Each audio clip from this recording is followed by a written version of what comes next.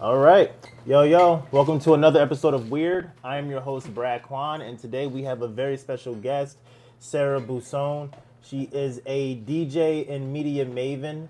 She's involved in local music coverage, photography, artist interviews, arts and cultural events, community-based journalism, and she is the host of Sara B on the X for Experience Monthly. Sara, how the hell are you today, friend? I'm great. How are you? Thanks for having me on. Yes, absolutely. I am absolutely fantastic. It's funny. I'm running off of maybe 4 hours of sleep, but if it's one thing I've learned is like it's a hell of a lot different when you're running off of 4 hours of sleep and you wake up in the morning to do something you want to do. Oh, you betcha. As opposed to going in and clocking in for a job. Exactly. You have this auxiliary gas tank of energy that just appears when you have that motivation. Absolutely. It's very different than just clocking in. Oh my God, it's incredible. Big difference. I feel so good. It's nice to be able to sit down with you and to finally chat further. As you said earlier, we've seen each other in passing. Yeah. But we haven't really gotten the opportunity to really sit down and tap in with one another. How long have you been with Experience?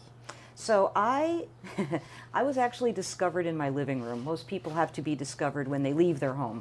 Okay. I'm very, very, very fortunate. I got discovered in my home. My husband and I like to throw get-togethers. We love to host. Rock and roll. And hostess, yeah. And we had some people over for one of our anniversary parties. And Artie, whenever he comes to our house, always comments on the playlist. And he goes, "Who did this playlist?" And Chris pointed to me, and he looked at me and said, "Would you like to be a DJ?" And in between D and J, I went, "Yeah, absolutely." I've been waiting for you to ask me. So that's how I started getting involved. I used to watch Artie from afar on social media create this little empire. And I was like, "Oh, what is he doing? What is he doing? That's amazing. That is so great. What a great idea." And so I was very grateful to be involved with that. Then I left my job in December. Like you said, we were talking about clocking in to a job. It was one of those jobs, I just took it because I needed some financial stability, but I was trying to figure out what I wanted to do next. And he turned around and he looked at me, and I was like, is he going to do it? Is he going to ask me to work for them? And he did. And I was like, yes, I would. I would be very interested. I didn't even know what I was doing. I want to be involved. So then I became more involved with the paper, the station, pulling in money for the station with advertising. He gives me, God bless him, he gives me creative carte blanche, which is something I've never had before. I'm still trying to get used to it. It's so liberating to be like, I have an idea. And he's like, well, show me. Just show me. And I'm like, okay. It's definitely a very laissez-faire energy there, you know what I mean? He's definitely not micromanaging anything. I mean, as long as you're not coming through with just utter inanity, you know what I mean? Yeah. Anything that's gonna offend anybody or hurt somebody, it's fine, you know what Right. I mean? I was just grateful to have somebody in my life that went, you have abilities, go do the things. And I'm like, okay, bye. And I go do the things, and he goes, do more things. It's like, I can do more things. How'd you know him?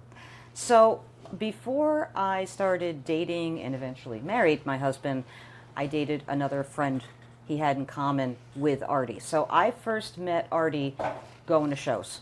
I would see him at Paulie's. I'd see him at different events. Sometimes they were Radio X events. Sometimes they weren't, over the years. And then we stayed in touch on Facebook and Instagram.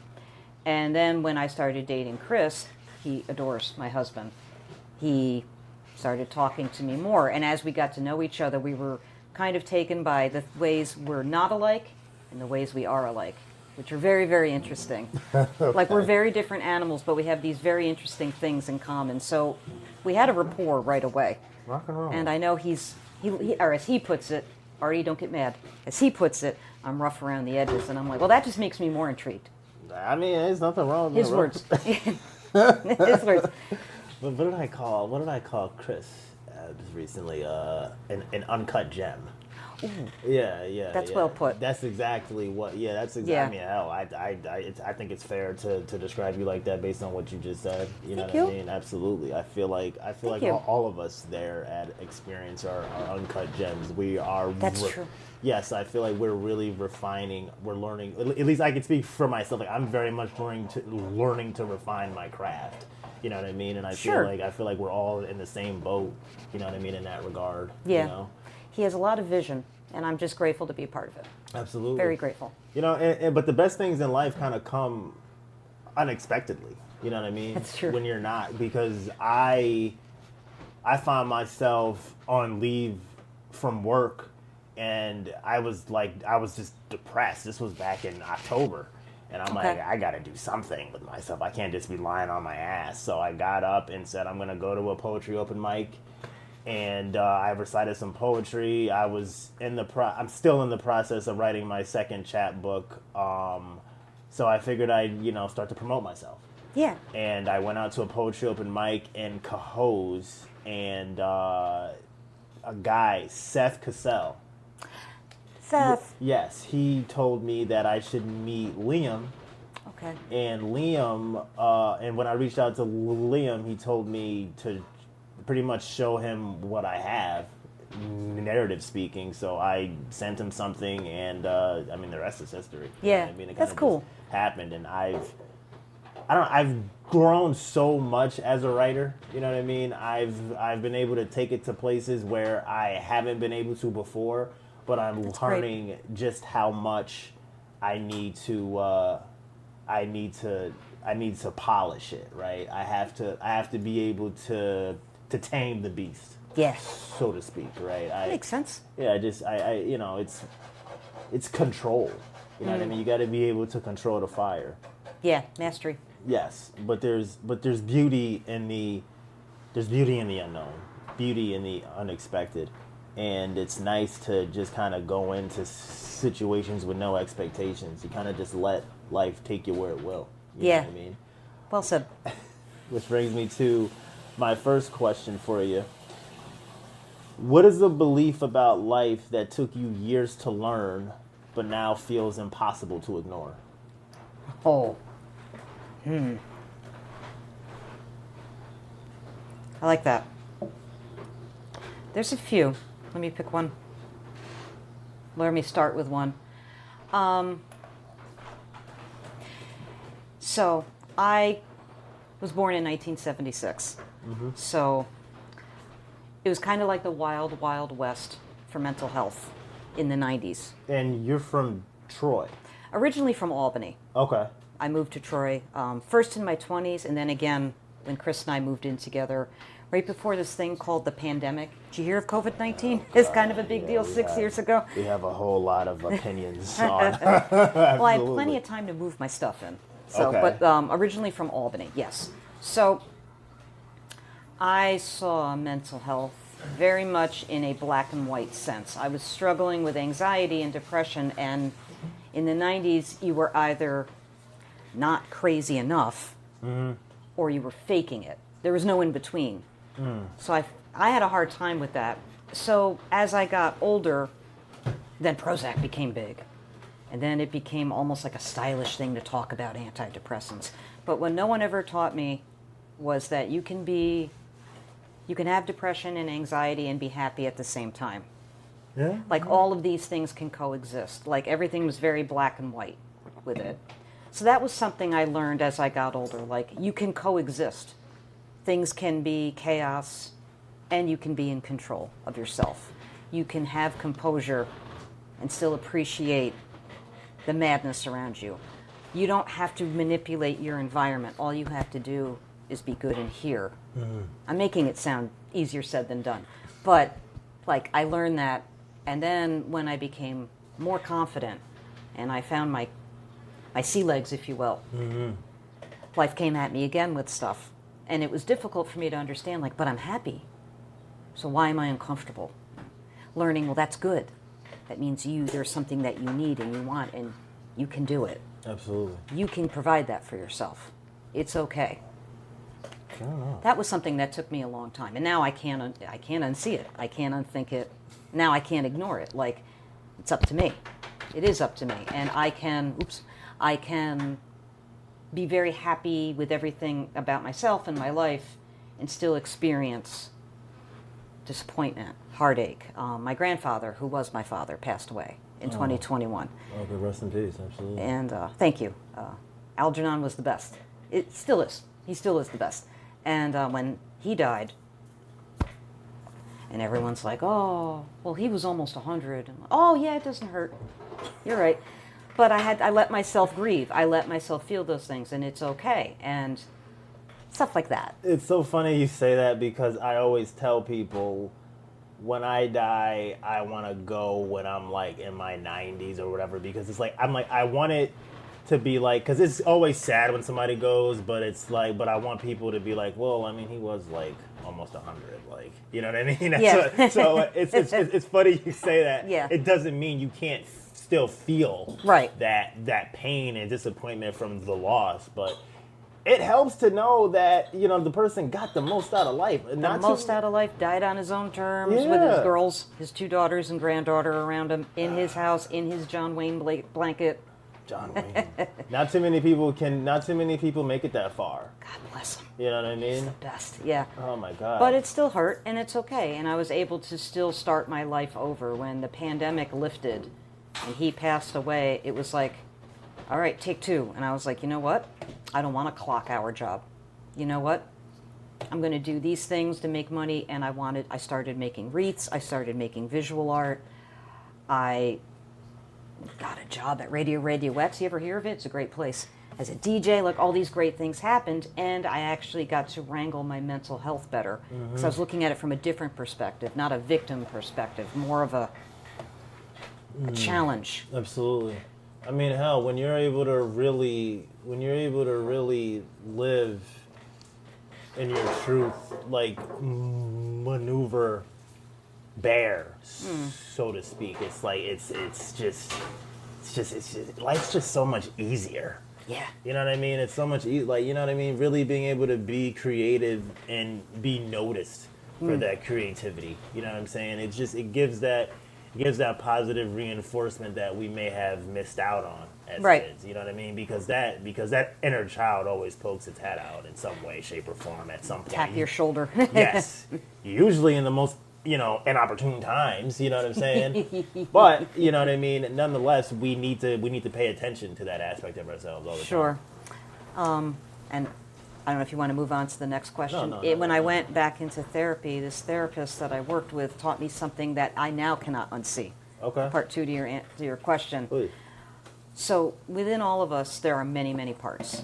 Yes. But the ones that therapy focuses on, it's called internal family systems. And you have a firefighter inside you. You have an exiled person inside you. You have a protector inside of you. You have a manager inside of you. For therapeutic purposes, these are the parts that they focus on. And once you start learning about how these parts in you work, you start to look at other people and their parts. And now you can manage conflict. Yeah, vigilance. It definitely helps with that hyper awareness. Helps with empathy, helps with understanding the other person, helps you not take what they say or do personally. You're like, oh, that's so-and-so's firefighter coming out. This isn't about me. It's about them. That's the part I'm not gonna lie, I struggle with not taking things personally, and I think that stems from me being the only child. Me too. And really. Yeah, I was raised without my siblings. Yeah, I found out I had a brother after our father died in 2016. That was wavy. Interesting. I Yeah. found out I had a brother when I was 12, 13. My parents split up. Wow. What's interesting is, like, my brother knew about me the entire time. Did he? When he was like 11, and he actually lived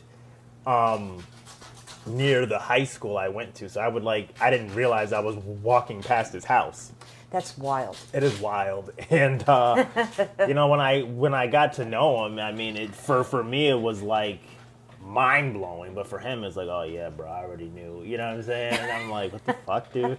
You know what I'm saying? That's crazy. It is crazy. You Wow. know what I'm saying? I mean, it's, you know, it would have helped to have that connection growing up, because I would internalize so much. You know what I mean? Yeah. And, you know, growing up in an environment like a lot of kids do, you know what I mean? At least for my generation, I can speak as being a millennial. A lot of people that I chat with grew up in parenting dynamics where their parents didn't apologize to them when their parents were wrong. You know what I'm saying? Mm-hmm. Which I think is important. You know what I mean? Because it paints your parents as human. You know what I mean? Yeah, human beings. Yes, and it gives you that firm sense of humanity. Sure. You know what I mean? And it really helps iron out the wrinkles of reality when that exists at home. But because like that didn't exist, because communication didn't exist and things like that, like it's hard not to internalize things. You're just in your room. I'm just in my room and I'm just sitting within the mud of it. You know what I mean? Yeah. And I get older and people do these ridiculous things or throw out these ridiculous judgments. I mean, they're not all ridiculous. Obviously, they're rooted in something. You know what I mean? I can't deny that. But it's just like I've learned that we're all victims of the same disease. We just exhibit our symptoms differently. Sure. Right? That's well said. And I'm just like with the judgment or some of the actions that people do, I'm just like, how do you? It bothers me. I'm like, how do you not understand this reality? You know what I mean? It's like I don't know. I take it really offensively, and I internalize it, and it makes me really isolate myself. You know what I mean? The minute I don't feel comfortable, the minute I feel judged or whatever, yep. I take myself away. Yep. You know what I mean? And people are like, oh, that's weird. I'm like, yeah, I mean, it's not really weird. It's just we're not talking about it. Yeah. You know what I'm saying? That makes it weird, but it's not like you're willing to sit down and have this tough conversation. You know what I mean? Sure. So you're looking at it like I'm weird, but like I think we're weird. I think we're weird. You exactly. know what I'm saying? I totally get you. You know what I mean? So, but it's like anybody, if they don't feel comfortable, if you don't feel welcome, I mean, you're gonna take yourself out of the equation. Yep. You know what I'm saying? That's a human thing. Yep. And when you get defensive, you're not really yourself. That's what I'm saying. You know what I mean? At least I'm not. Yeah. People tend to just I totally get it. But when you mirror qualities of people that they don't like about themselves, it rubs them the wrong way, and it makes them project those insecurities onto you. That's one thing. That's one thing. Very true. You know what I mean? It's like whenever somebody judges you so harshly for something, you just feel this energy, like a coarse object, an abrasive object, just like rubbing against your flesh. Like that's how the words feel. You know what I mean? Right. It's like sandpaper. You know what I mean? It's visceral. My God. You know what I mean? It's like, where the fuck is this coming from? Exactly. Like this shit is personal. You know what I mean? You do this yourself. Yeah. You know what I'm saying? You're hyper focused on this because this is triggering something in you, and this is something maybe you struggle with, or something that you do, and you know, isn't that interesting how that works? And that's one thing I've noticed, and I can't help but to pick it apart. Like I analyze everything. Me too. I'm an overthinker. Me too. You know what I mean? I think so much sometimes to the point where I stop thinking. Yep. You know what I mean? Artie always goes, "You're up in your head." I'm like, asking me to not overthink is like asking me to keep my eyes open when I sneeze. I can try, but it's not going to really go well. It's not. I can work on it, but I'm always going to be me. In a society, I wonder if back in the days of Socrates, of Aristotle, of Plato, and Diogenes, and all of these brilliant thinkers, I wonder if overthinking was condemned then. Maybe. I wonder, because you got to think, I mean, critical thinking today is definitely, some say it's dead, some say it's dying. Either way, it's on life support. I think life support. Yes, yes. I think that's a fair assessment of it. So it's like, you know, we don't really think, we're not willing to use our minds as much as we once were. You know what I mean? Yeah. Because we don't have to. We have technology in the palm of our hands. Everything we want, everything we're curious about is right there, right? It's changing every day. So yeah. So it's like, you know, I feel like it's technology. You know what I mean? It's like the advancements of technology. Like, is that is that what's leading to people condemning thinking? You know what I mean? I think Possibly. I think thinking is necessary. It's essential. 100%. It's essential. And sometimes I question the person. Obviously, with Artie, it's a mutual respect for each other. But with some other people, I always wonder, is it that you don't think? Are you just, or is it something you heard somebody say once and now that's like your go-to? You're overthinking. What I'm saying, because I'm like, if all these people, I mean, if Socrates was told, oh man, you're in your head too much, stop thinking. I mean, like, I just feel like, I feel like a lot of these conversations, a lot of these necessary dialogues, a lot of these creations that we've gotten from these thinkers, these papers and all this stuff like that. I mean, like, that shit comes from sitting in your head. And sitting pondering with yourself, you know what I mean? Mulling things over and dissecting them. Shit is important. That's why it's like, I believe, like, I believe people who are too much are necessary. You know what I mean? Because the people that we idolize for the art that they bring to the table, the ideas or whatever, you don't think they're too much? There's a reason. Thank you. There's a reason why they need to showcase. There's a reason why they have the ability to showcase this on this scale. Right. You know what I mean? There's a reason why they were likely depressed as shit prior. Yeah. You know what I mean? Exactly. And I'm just like, I don't know. I feel like too much is a necessity of the world. You know what I mean? I love that. Yeah. I think it's needed. I mean, yes, of course, it can cause headaches sometimes Sure. for both parties involved, but It can lead to things where I have to stop and go, okay, step back. Like any good thing, there's another side to it. I think it's learned behavior too. Me personally, there have been some areas of my life where I've been able to get myself out of trouble or a bad situation or solve something or fix something by what I call thinking, but other people call overthinking. I call it analysis. I call it hypothesis. I call it, sometimes I catastrophize, and that I have to be careful with. But mapping it all out up here, it does. pondering all the different ways something can go, taught me something good came out of it, and now I use my powers to make myself anxious and depressed, and I have to learn how to harness it. It's funny because I know that sometimes a friend of mine, instead of saying he understands, he'll say he overstands. And I believe overthinking leads to overstanding. I like that. You know what I mean? Overstanding. I think it's necessary. I mean, it's necessary to ponder the worst possible outcomes, so you're mentally prepared for Exactly. it. You know what I mean? Like, I mean, I don't want to be rocked by things. Yeah. You know what I'm saying? I don't know. I always feel like people that condemn you for thinking too much are people who probably don't think enough.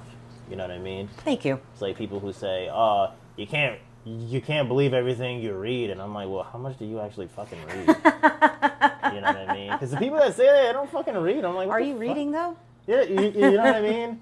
I don't know, but ignorance is bliss. You know what I mean? True. And not to say that overworking your brain can't be detrimental, because it can. I mean, you can definitely overwork yourself to the point where you're thinking about absolute fuckery. Yeah. You know what I mean? You have to be grounded in reality, yes, but thinking is becoming a lost art. I agree. And that's fucking ridiculous. That's what frightening. Yes, that is frightening. That's what society, that's what the digital age has brought to the table. Yes. And I'm glad to be able to chat with people that understand where I'm coming from. You know what I mean? That share that same perspective. It's nice to meet a kindred spirit on that Absolutely. topic. Absolutely. But I wanted to ask you something. You said in the 90s, mental health. You said it was you're either not crazy enough. Yes. You're faking it, or you are crazy. Yes. And you said that they were glamorizing Prozac and stuff like that. Yes. Okay. And the 90s also happened to be the time where Nirvana blew up. I was actually just thinking of the Newsweek cover with Kurt Cobain. And why do people kill themselves? Was the headline. Yeah. What the hell? Like, what? Because, I mean, obviously, it came at... I mean, these guys just happen to come at the right time because you're coming from glam rock, you know, Motley Crue and all these guys. They're making music like... Obviously, they're dealing with depression, but they're living a lifestyle and making music to get you away from that. Yes. Whereas grunge brings you closer to that. It's like it forces you to introspect and understand why you're feeling the way you're feeling. I guess I'm saying, like, why do you think mental health has been, I don't know if I say sexualized, is that the right term? I don't want to say sexualized, but like it's sexy. Yes. Yeah, you know what I mean? I'm looking for the right term, but you get what I'm saying. I do. Very much so. Why the fuck did that happen? It's a wonderful question. Yeah. I remember, it was a great time to be an angsty teenager with Soundgarden and Nirvana and Pearl Jam and all of that. John loves these guys. We can hang. All of us can hang. Absolutely. It was in the Napa Valley for that kind of creativity and that kind of raw, visceral sound. What I remember was, at the time, it was like, I'm going to probably say this wrong, but like things like organic dementia, schizophrenia, the real scary things. Not high-functioning people with anxiety or depression, but like, you know, you think of mental institutions, you think of like worst-case scenario, the big scary ones. That was considered mental illness. Mm-hmm. If you were anxious, it was your fault. You're young. You don't understand. You haven't lived yet. You don't know what it's like to have a job. You're faking it. You're faking it for attention. It's all in your head. It's all in your head. Or you were schizophrenic. It was like there was no in the middle. It was, oh, please. It's normal to be, you're just sad. You're a Taurus. Boom, mental institution. There was no in between. Mm-hmm. Then, Kurt Cobain killed himself. That became a headline thing. And for people like me who had depression and anxiety, we were like, look, see, even famous people go through this. Now, he had addictions to heroin. Mm-hmm. I never knew Kurt Cobain. I just was obsessed with his music. I'd recommend watching Montage of Heck. That was beautiful. Oh my God! I've seen it a few times. That was beautiful. Same, yeah, just beautiful. Yeah. The more times you watch it, you learn so much more about not only him but yourself. Exactly. You do. You learn a lot about yourself. That's good observation. So that was a weird time, and then Prozac became big. Now it was like a buzzword. And then came all the other ones. And then came all these different studies on serotonin and serotonin reuptake inhibitors versus per diem drugs for like Valium and things like that. Then it was, well, now you have to be on obviously you're on what anxiety medicine are you on? You must be on an antidepressant. And antidepressants at that time, when I tried a few different ones, I felt like a stuffed animal. I wasn't having good days or bad days. I was having days. Mm-hmm. And I'm like, well, this isn't, I can just smoke weed. If I want to numb myself, I'll just get high. Uh-huh. What is this? And then I was dealing with, I wasn't in a good marriage. I was in the wrong career. So I had actual depression and anxiety. And then I also had my brain just I wasn't handling things well. And I had a lot of work to do, and I wasn't finding the right therapist. And it was just a weird time. And then it was like, people like to assign themselves or align themselves with things. Now people were like, oh, I'm anxious because I don't like Mondays. And I'm like, okay, but does your brain hiccup? Like, it was just a strange time after that. Things were getting better, but it didn't feel like it. Now I see, like, I can just hop on my laptop and talk to my therapist in Buffalo, who I would have never met if I didn't have these tools. Mm-hmm. And there's more information, and there are different types of medicine now where you're not like a stuffed animal or a pillow on the couch. There are different ways, and there's more understanding. Mm-hmm. And Artie and I were talking about autism. All of a sudden it feels like everybody has autism. I mean, I do think we all live on that spectrum. I think that's what I said to him. I go, are we all on the spectrum, or are people going, no, that's me, well, this is me. Well, they're looking for themselves. Like, I understand his side of it, and I'm of that side. Like, well, Yeah. we're all on the spectrum. It's a spectrum because everyone's on it. I mean, we're all on the Somewhere. spectrum. We're all on the spectrum of humanity, and with that comes positives and negatives. You know what Sure. I mean? We all exhibit the same things in our own way. You know Yeah. what I'm saying? That's how I see it. You know, I look at I work in a field with people with developmental disabilities. Do you? Okay. Yeah. So the people that do that job the best are the people who can see themselves to some extent in the population that we care for. Right. And I look at one guy, you know, he's just crashing out. That's just how he is. You know what I mean? Yeah. He just, you know, he'll just get in his head. Excuse me. He'll just get in his head and he'll just start lashing out at people. I'm like, well, you know, shit, I've done this before. You know what I'm saying? Yeah. I've sat in my head and I've stewed and I've randomly, you know what I mean, started shooting at people. You know what I'm saying? Not obvious. You know what I'm saying? Right. But you know what I You mean? have a lot of empathy for this person because you understand. That's what I'm saying. You know what I Yeah. mean? But I understand all of it. Like, to an extent, I understand all of them because I'm like, in our own way, we've done this same shit. I don't care. You don't have to do it at a 10. You know what I mean? Whether you do it at a 10 or you do it at a 4, you still fucking do it. You know what I Yeah. mean? Like, a cousin of mine, she said something that sat with me well. And I mean, I think it goes back to what I said about us all being victims of the same disease. We just exhibit our symptoms differently, but she worded it in a way that was very universal and even comical. She said, shit is shit. It doesn't matter if it's solid or if it's the runs. And it's valid. It's fucking valid. It's still Yeah, it's still shit. You know what I mean? Like, what the fuck? You know what I'm saying? That's why like working in this field has done wonders for my humanity, and it just helps me really get comfortable on the spectrum of humanity, of existence. You know what I mean? Of consciousness. You Yeah. know, because these guys like, they may not fully have control of their mind, but they're very much in tune with their spirit. Yeah. Their souls are still there. You know bet. what I mean? And I don't know. Like, the more I think about mental health and understanding how people have glorified, you know what I mean, mental health with shit. I remember when Suicide Squad came out and they made the Joker into a sex symbol. And then there were these memes of Joker and Harley Quinn. It's like, oh, goals or whatever, you know what I mean? Yeah. Relationship goals, or how we keep on recycling the same serial killer stories or whatever, you know what Sure. I mean? But then you also look at it like, society glorifies intoxication.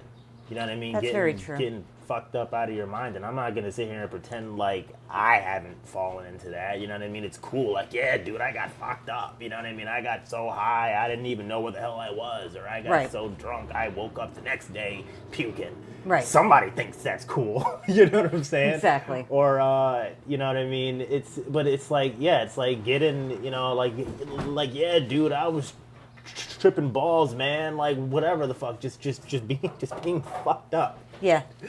It's cool. There's something cool about that, and I'm just like, when did this start? And it's like, I feel like it started around the time where they started to glorify mental health, mental illness. You know what I mean? I think that was the inception of it. You know what I mean? I guess it's possible that when Nirvana blew up, like when that whole thing took off, that was the start of this. Right. You know what I mean? Right. I think I mean I don't know. I mean I think there's something to that. I would like to look into it more, but it has always been something that I've been curious about, because I remember a while ago I was talking to this kid that I used to be friends with, and I was like, yeah, man, yeah, I downed that bottle, bro. And he's like, I'm sorry, do you think alcoholism is cool? And I had to ask myself, I'm like, oh wow. I think I do think it's good. You know what I'm saying? But Maybe, it's like, yeah. What the fuck am I doing? You know what I mean? Where does this come from? You know That's what I'm saying? interesting. Because this is something that like, it's that nature versus nurture, right? Okay. Like, you know, this is like something I've gained from my environment. Right. But from where does that stem? You know what I mean? Do you think people glorify these things because they find them attractive, or do you think they glorify them to find acceptance in it? Like, well, I like to get fucked up, so maybe if I make it cool. I think it's both. That's what I was wondering. Definitely Confluence of you know both. what I mean? Yeah, because you don't one. It's a part of your comfort. You know what I mean? It's something you need for survival. You know what I mean? That's how your brain processes it. So it's like, I don't want to stop doing this shit. If I stop doing this shit, I'm probably gonna have the shakes. If you're a legit alcoholic, going cold turkey can fucking kill you. You know what I mean? And I think it's alcohol and Xanax, I think, are the two that if you stop cold turkey, like, you can die from withdrawals, if I'm not mistaken. I could be wrong on that. But I know alcohol withdrawal Alcohol for sure. Very dangerous. That's why the liquor stores had to stay open during the pandemic. You know what I mean? Right. And they were deemed essential. Yes, which is, it was really funny to think about that. It is. It's like, as much as people judge you for being a fucking alcoholic in this time of chaos and everything being shut down, like, this very thing is deemed essential. It's just really funny to think about. I know. But yeah, like, I just I don't know. I believe when it's something that you don't want to let go of, it's like, I might as well make it fashionable. You know what I mean? I mean, but look at the state of, I don't know. I mean, look at the state of politics. I mean, shit. You know what I mean? It's absurd. You know what I mean? We live in the theater of the absurd. Yeah, I mean, but it's like, shit. Like, these guys, they don't want to let go of their absurdity. Like, I don't want to. This is who I am. This is what I want to do, and clearly, this is what the people want. Let's make it fashionable. You know what I mean? Let's make it sexy. Let's make it the norm. You know what I mean? And I feel like, yeah, like, when you just are what you are, and you want to live within that truth, no matter how ridiculous it is, you make it fashionable. We've been doing it for, people have been doing it for years, you know what I mean? Not giving a fuck, you know what I mean? Mm-hmm. Cowboys, rock stars, you know what I mean? Philosophers back in the day, you know what I mean? You make it fashionable. You make it cool, you know what I mean? You make it appealing, you know what I mean? Make it appealing. You know what I mean? It just becomes, it's easier to live with, because obviously there's a negativity to not giving a fuck, you know what I'm saying? Obviously, like, yeah, like, a wise man told me in Vegas, I was in AA out in Vegas, and a guy in a cowboy hat told me, he said, don't take life too seriously. You take some things seriously, but don't take life too seriously, because you're not going to come out of it alive. You're not coming out of it alive. That's the art of not giving a fuck. Right. But obviously, some things you have to give a fuck about. Gotta give a couple fucks. One or two. I gotta pay my car insurance. I gotta pay my rent. You know what I mean? There's certain things I have to do. Life skills. You know what I'm saying? Exactly. So, but yeah, I mean, it's interesting. You know what I mean? But that's how we operate as humans. You know what I mean? We'll make what we don't want to let go of fashionable so that it's accepted. You know what I'm saying? It's a way for you to accept it. It's a way for others to accept you and what you're doing. Yeah. Right. It's just, I don't know. That can be so dangerous. Because it sends the wrong message, man. It can send the wrong message. Yeah. Unless you have that mind where you can break stuff down and go, okay, I don't know about this. I don't know what this person's selling me. I don't know about that. Like, critical thinkers can look at something and go, but yeah. Let's overthink this to overstand it. To overstand what's going on. You know what I mean? Exactly. Let's fucking do that, you know? Seriously, you know what I mean? That's what's necessary. I'm going to start using that in sentence. It's my new vocabulary word. Overstand. It's funny, Do you overstand? I haven't thought about it until we've had this conversation. I probably should start using it more. You know what I mean? Because it's a vital part of life. We're going to be on Facebook later. Do you overstand this? You know what I mean? I overstand you, sir. If you tell me you overstand it, I'm like, okay, fair enough. Like, you can now teach this. You know what I'm saying? Right. That's what it is. You've leveled up in your understanding. Oh yeah. Overstanding. You know what I mean? That's to know that. That's what teachers should start asking that, to make sure that the students have fully grasped whatever Yes. the hell the lesson is. You know. By the what I way, mean? is this mine? Yes. Thank you. I was like, I don't want to steal this from him, but he looks like he's Yeah, working the yeah, water I got over there. one, yeah, because I have Two-fisted. I have coffee. I have coffee here, and it's like I don't want to just drink coffee because I'll, you know what I mean. I'll start to. I need some water too. I need something to go along with it. You know what I mean? Nice chaser. Absolutely. And then sometimes my throat can get scratchy or whatever. And, Yeah. Coffee's not really gonna help with that. It's not gonna give me the relief I need in that regard. So, Understood. But my next question for you: when you look back at your younger self, what experience do you think shaped the person you've become more than any other? Oof. More than any other. Something that's had such a profound impact. On the negative side, my experience in school Okay. had a very negative effect, but a very powerful one. It taught me a lot about who I wasn't and what I didn't want. What was your experience? Terrible. It was a terrible experience from go. When did it start? What grade? Oh gosh, I remember my mom holding my hand and walking me into what I'm thinking was first grade. Okay. We're getting into some like flashbulb memories from childhood. Fair enough. And I had a lot of attachment issues. And like most kids, I was terrified. You're leaving me where? Mom, where are you going? Oh, no. We got to go back home. And the teacher had a book out. And it looked like one of those grading books with columns where you could write in like scores on tests. And she would put a happy or a frowny face next to each child's name. Oh, God. And next to Sarah, a frowny face. So I was labeled immediately. Why? Because of how you came in? I guess because, oh my God, I don't know what's going on and I'm scared. And that didn't help. Putting a frowny face next to a child. Right, that's like when you have a kid that's sensitive or shy. When you introduce them to people, she or he's shy. So now you've already labeled the kid and the kid's like, also my name's Sarah.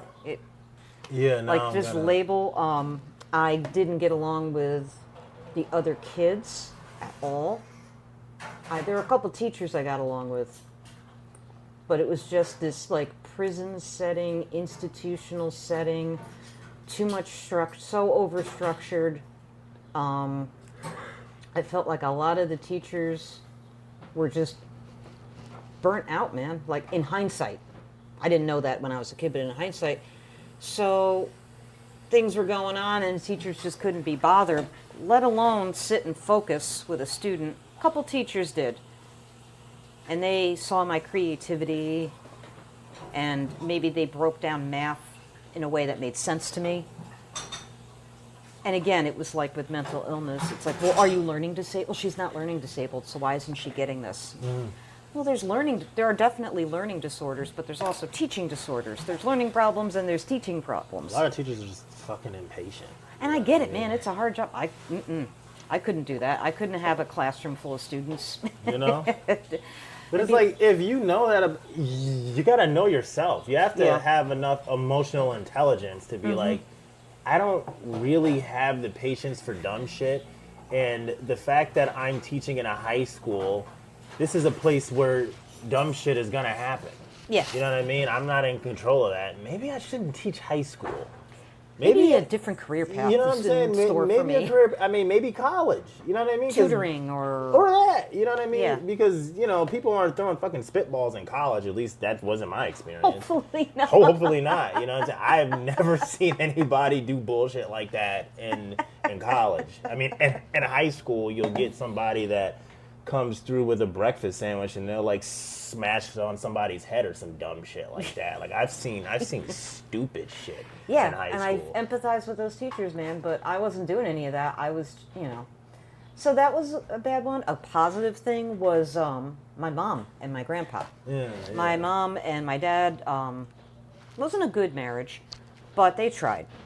So my mother had to start her career over again when I was 9, 10, like preteen era. Okay. And watching her do that while going through a divorce, moving back home with her parents, raising me, that was amazing. I'm like, how are you going? How are you just chugging along? And now that I'm older, I can really appreciate it. Like stoicism. Yeah. Yeah. Every birthday, I thank her for not leaving me on the side of the road when I know she wanted to. She's like, no, I didn't. And then she'll giggle, and I'm like, yeah, you did. It's okay, Ma. You didn't. Naturally, our minds go to places that contradict our humanity. You know what I mean? Naturally, Sure. our minds do go there. I mean, I wouldn't be surprised if my mother thought about, I want to just leave this nigga at the park. You know what I'm saying? Like, I mean, you don't do it. Only actions speak the truth. But True. True. I mean, I get it. Like, goddamn, you can be taking care of a dementia patient, like a relative or something that you love dearly, but they're driving you crazy to the point where you just want to fucking smother them. Right. You don't do it. You don't do it. You know what I mean? But is it not to say that that's not just a brain at work? Like, I mean, damn, I'm annoyed. I'm overstimulated. Like, yes, your mind is gonna go here. You need to be able to distinguish, okay, what is a good thought and what's a bad thought. You know what I mean? And being able to distinguish that is gonna lead to you acting on it or not. Right. But I mean, what the fuck? I mean, we're so willing to condemn ourselves for thoughts is bullshit to me. Right. You know what I mean? It's just, I mean, a healthy brain doesn't mean it's positive all the time. You know what I'm saying? Like, that's just not reality. Right. You know what I'm saying? But I don't know. That ruffles people. And hell, I mean, I don't know. I'm actually interviewing a psychiatrist in a few weeks. I'll probably bring this conversation up with her to see where she lies with it, because I'm a firm believer in what I'm saying, but I want to know what does a mental health professional think, you know? That'd be interesting. Yeah. You Yeah, know? my mom was tough. All the women in my family were tough, and they all lived to be 1,000 years old. Rock and roll. My Italian grandmother, tough. She lived to be almost 100. My Irish grandmother, she was mean. She lived to be 100. Like, damn. And they went through stuff that would blow your mind, with kids and poverty and all the things. And they just were tough, and they lived forever. And then there's my grandfather, who almost lived forever too. Nothing like the rest of us. He was the anomaly in the family. None of us are morning people. He would get up at 4 a.m. Ah, damn, I'm handsome. He'd look in the mirror. Look at me. Look at that handsome guy. Whatever was going on, Al, working the scene. None of us we were all moody and emotional, and he had a triple bypass, an ulcer operation. He's flirting with all the nurses. Rock and roll, man. And they're like in a semicircle around his bed. And we're like, can we see him for a second? And they're like, oh, Al, tee-hee-hee. He's all bandaged up. You want to see a nice car? In my house, I got a beautiful Oldsmobile. I mean, I feel like at that age, in that position, it's kind of hard to like not get a little fresh with the nursing staff. It's like, why not? You know what I mean? He left the hospital. I was like, Elvis was leaving the hospital. I'm like, what the hell? And he was the world's greatest salesman. And I'm like, there's nobody in my family like this. And my mother keeps going, you're like your grandfather. I'm like, no, I'm not. No, I'm not. And I actually have caught myself in doctor's offices when I'm nervous about something. Like I had, this is TMI, let me know. I had breast surgery a few years ago. I'm fine. Fair enough. Fine. Rock and But roll. I caught myself joking around. Like, Breast surgery, like breast cancer or turned out it was not cancer. rock and roll. Good. But for a hot minute, I didn't know. Yeah. And I caught myself doing that, and I'm like, oh my God, I get my grandfather. This was all survival stuff. Humor. And let me just say, Pretend arrogance. I'm sorry, go ahead. let me just say, there's no such thing as TMI on this platform. Okay. You know what I mean? If there's any sense of censorship on a podcast called Weird. What the fuck are we doing? You know what I mean? Like, you can go as far as you need to go. I don't give a shit. I will show you the picture if you want it for your podcast. When I woke up and I came to and they brought my belongings, instead of texting my family and friends, I'm okay, I took a picture with all my wires, and they write on you to make sure they go to the right breast. They write on you. And I was like all marked up, and I'm taking selfies, and my mother goes, "What is wrong with you? Who sends mothers pictures like these?" She's like, "I love you. I'm so glad you're okay." You have to, but you have to find the same things that can make you laugh can make you cry. You know what I mean? Vice versa. You have to find the humor in everything. You know what I mean? It's how you get through the worst parts of life, the worst parts of life that are inevitable. You gotta find the humor in this shit. You gotta laugh, man. So that had a profound effect on me, and I didn't even realize it, but he always told me, "You're an entrepreneur." And I'm like, "Entrepreneur of what? Tell me what, and I'll go do it." And he goes, "You are." Did you? And I am. What was your first job? I worked for the state. Oh, yeah. That was like instant death for a young creative person. Yeah, Here, go to this structure that you hate and try to do this thing and fake being passionate about it and just live for your paycheck. Not for nothing, there was a period where I would just down bottles of wine, and I was hanging out with my with my friend, with John, and he was telling me, like, Jesus, you're like a miserable state worker. You know what I mean? Woman that works for the state, just downing wine after a day. You know what I'm saying? It's just bottles, not even pouring it in glasses. Just right out. Pop the cork. I'll take that. Thank you. But not even a cork. I don't have. I didn't have time for that shit. Just give me the twist fucking cap. I'm not dealing with this shit. And even when I did have the cork, I didn't know how to do. I would just break the neck. Yeah, break the neck or push that shit in there and just drink it. You know what I mean? That's when you know you got a fucking problem. Yeah, you know what I mean? Because you're not really living. No. You're just doing time. Absolutely. That's what it felt like. Yeah, man. So yeah, my family had a very profound impact on me in a good way, and he was right. I was an entrepreneur. He was right. You go into the doctor's office and, wow, look at these lights. How much did these lights cost? That way you're not really thinking about the fact that you're this little slab of flesh on a table, and you hope that there's not going to be an earthquake or something while they work on you. And you are not in control. That childlike curiosity. Yeah. Let that shit flow. You know what I mean? Let it flow. That way it takes away from the density that is reality. He reminded me of Tupac a little bit, in that Tupac, whenever he'd write a song, he'd go, "I'm so nice. Look at this. That was my grandfather. Yeah. I'm so nice. I'm so handsome." You gotta tell yourself this shit. Like, narcissism is a spectrum. Sure. There's a such thing as healthy narcissism. That shit ruffles people.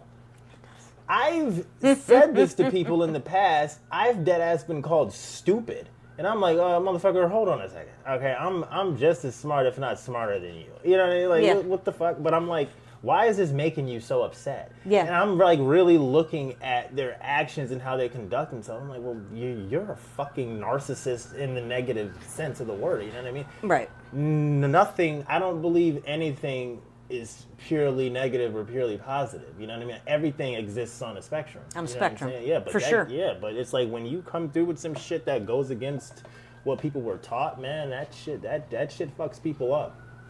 Yep, right to the very day he passed, he was like that. I love that. And he would drive my mother nuts, and I'm like, let him. She said, don't encourage him. I'm like, let him. You have to be able to tell yourself he's wearing a diaper.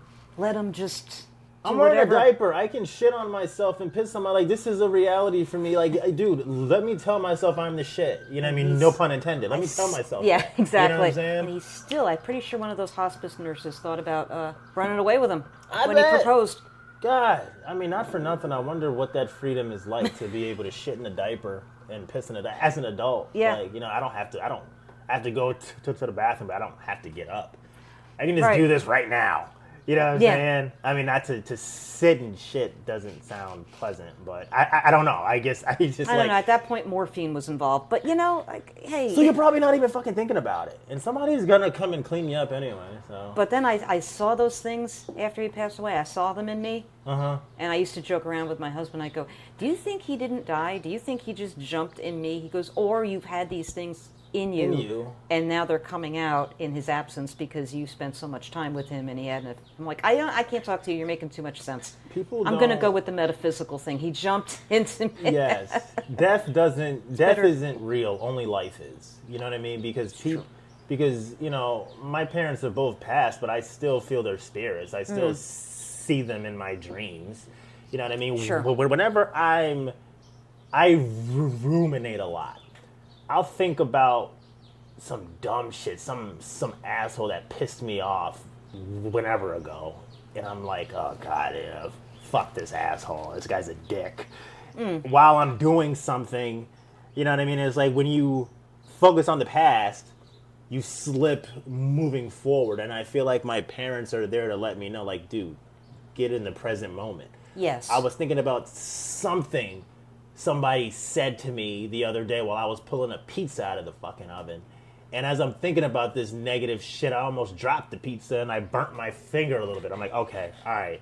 Like, it's my parents telling me, all right, get your fucking head in the game. Totally here. get that. I'm You know sorry what I'm about saying? your parents, by the way, but I Thank you. totally get that. Yeah, you know what I mean? I ruminate while I'm doing something, and then I'm like, where am I? Yeah, you know what I mean? Where am I? I'm here. You know what I mean? Thinking of some dumb shit and you stub your toe or you trip and fall. It's like, all right, I've done it. This is a universe telling you, dude, get present. You know what I mean? Yeah. Seriously. Because, you know, presence is where peace lies. You know what I mean? Fucking, when we're depressed, we're living in the past, and when we're anxious, we're living in the future. I believe Lao Tzu or Confucius said that. I'm not really sure who that's contributed to. I think I've heard that before. It's very true. Absolutely. It's well said. You know? But Yeah. another thing that I wanted to go back to the labels, the happy and the sad. It's like when people label you as such, it makes you default to that, even when that wasn't originally your setting. You know what I mean? It's like they're creating an identity for you based off their perception of you. Yeah, simplistic, happy, sad.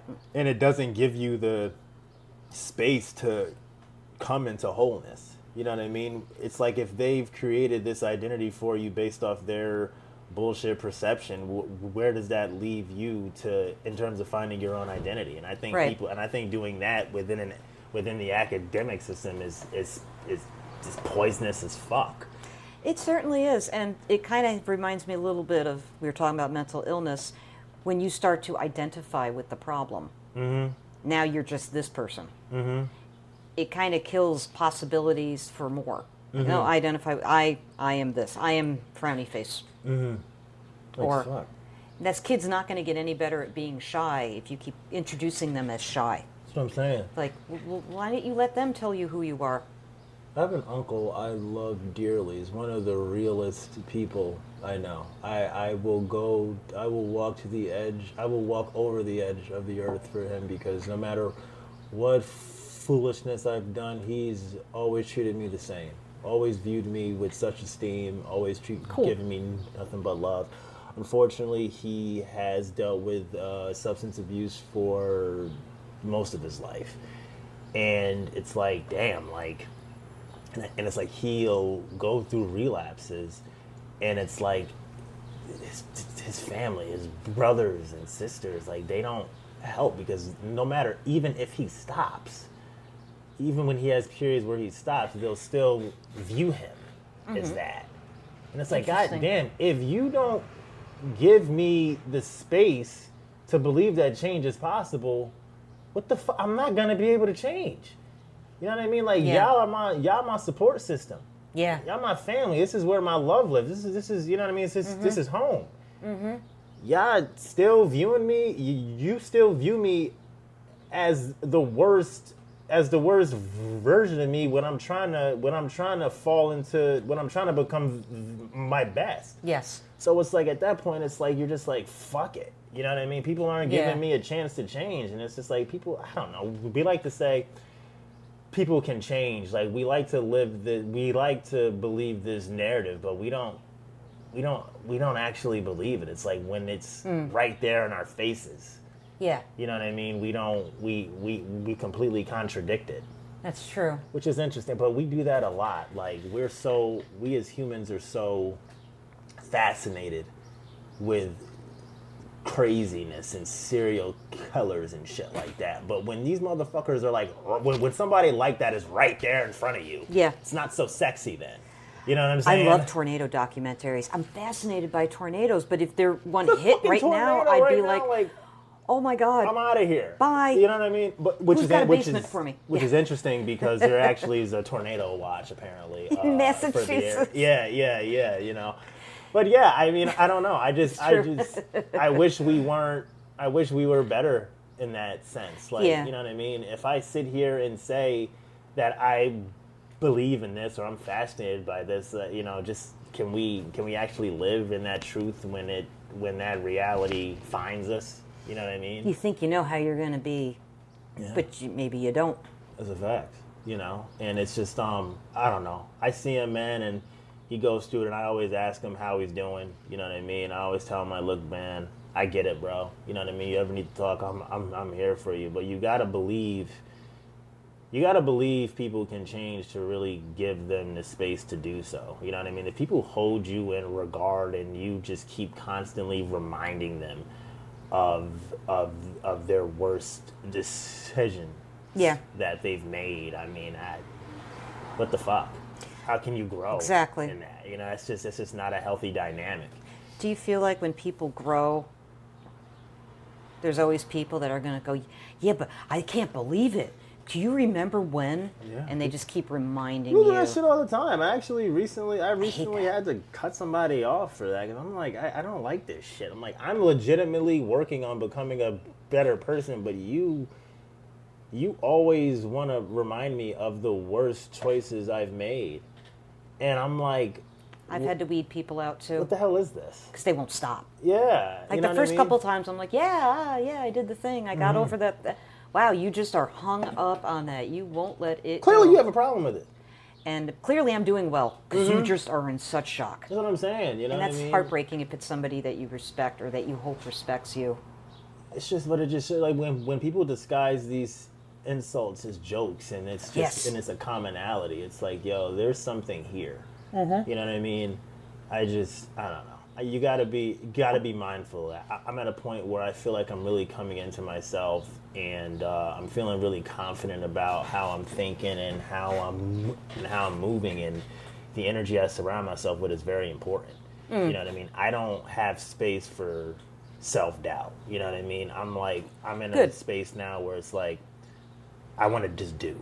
Yeah. I want to do, and I want to do it now. I don't need anybody putting a ceiling on my potential. I don't need anybody reminding me of whatever bullshit I did however long ago or whatever. It's just like, dude, this is just where I'm at. Yeah. You know what I mean? And if I'm going to not ruminate on the bullshit that's happened to me in the past or whatever, I need to not align myself with people that do that. You know what I mean? Like, you gotta change your environment if you want to alter your reality. You know what I mean? It's so well put. It's that simple. It's funny you were talking about how you'll ruminate on something and burn your thumb taking the pizza out.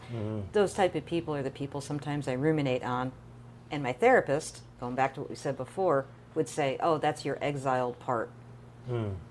Reminding, or one of your firefighter parts, reminding you, like, don't let people bring you down. It's like a self-protective thing. Of course, I can burn my finger getting the pizza, and I have to be careful. Yeah. Or trip stub my toe because I'm up in my head. You know what I mean? Not paying attention to what you're doing. You know what I mean? Being in the present, not burning yourself. Or others. Yeah, seriously. Ruin your dinner. I fucking dropped the pizza on the carpet the other day. And I'm like, well, you know what? This sucks. I need to clean this up. I live with my uncles. It's my uncle's carpet. And fuck, I need to clean it. One, I need to clean this before he fucking sees it, because if he sees it, he's going to have a fucking conniption. Two, I'm going to eat this fucking pizza. Yeah. I'm gonna. Listen, not for nothing. I literally scraped whatever I could scrape off the fucking carpet, and I put it right back on that goddamn crate, and I ate that shit. I'm not wasting it. We waste too much food in this country. We do. Freaks me out. Not fucking wasting anything. Freaks me out. I ate that food, and you know what? It was fine. I was gonna say, was it a good pizza? It was just fine. You know what I mean? Something, you know, sometimes you gotta create your own happiness. I saw this fucking. It's true. I saw this meme one time. This chick got on the scale. You could tell she was big. All you saw was her feet, but you could tell she was big. There was a piece of tape on the screen of the scale where it would actually, and she wrote her ideal weight. She said, "Sometimes you gotta create your own happiness." You know what I mean? That. I told myself that pizza was gourmet. You know what I'm saying? I told myself everything was fine, and goddamn it was. I probably got some hair in my fucking mouth. Probably got some whatever. It is what it is. You know what I mean? Fiber. I ain't exactly. Nutrients. I ain't wasting shit. Fuck that. There's people out here starving. Goddamn it, I'm eating this pizza, and I drop. It's my fault. I dropped it. You know what I'm saying? Scrape and keep I ain't going. wasting shit, especially with this goddamn economy. Everything's so goddamn You expensive. bet. Nah. I spilled some fucking milk. Let me get a paper towel. Get that up and fucking squeeze it back into the goddamn cup. You know what I mean? We're gonna do what this. you gotta do. Absolutely, man. I don't get man. Let's just remember who we're interviewing here, my friend. Yes. Sarah's asked more questions. Yes, Material world, material girl. Give me that pizza and the rug and the milk. That said, what part of yourself have you had to fight the hardest to accept? Oh, what? Okay. So, inside of me is this.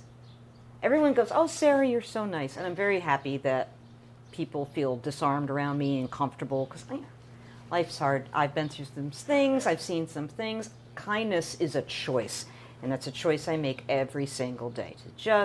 You don't have to be hard. You can be soft and still be firm and comfortable. What a lot of people don't know is deep down, it's this angry Irish person. And I try to look at it this way now. Instead of fighting, I try to look at it as, this is the person that wants things to be just and fair. This is the person who doesn't want to be taken advantage of or hurt anymore. But that is a person in me that I don't like. I see it in my dad's side of the family. Not hating on my dad, I'm just saying that's where I see this lineage of people who push away the people they love and then wonder why they're alone or wonder why it's this thing. It's tragic. I've seen it. I've also been on the receiving end of this behavior. There are some people on my father's side of the family I don't talk to anymore because they can't not. It goes to the level of emotional verbal abuse. I have like zero tolerance for that.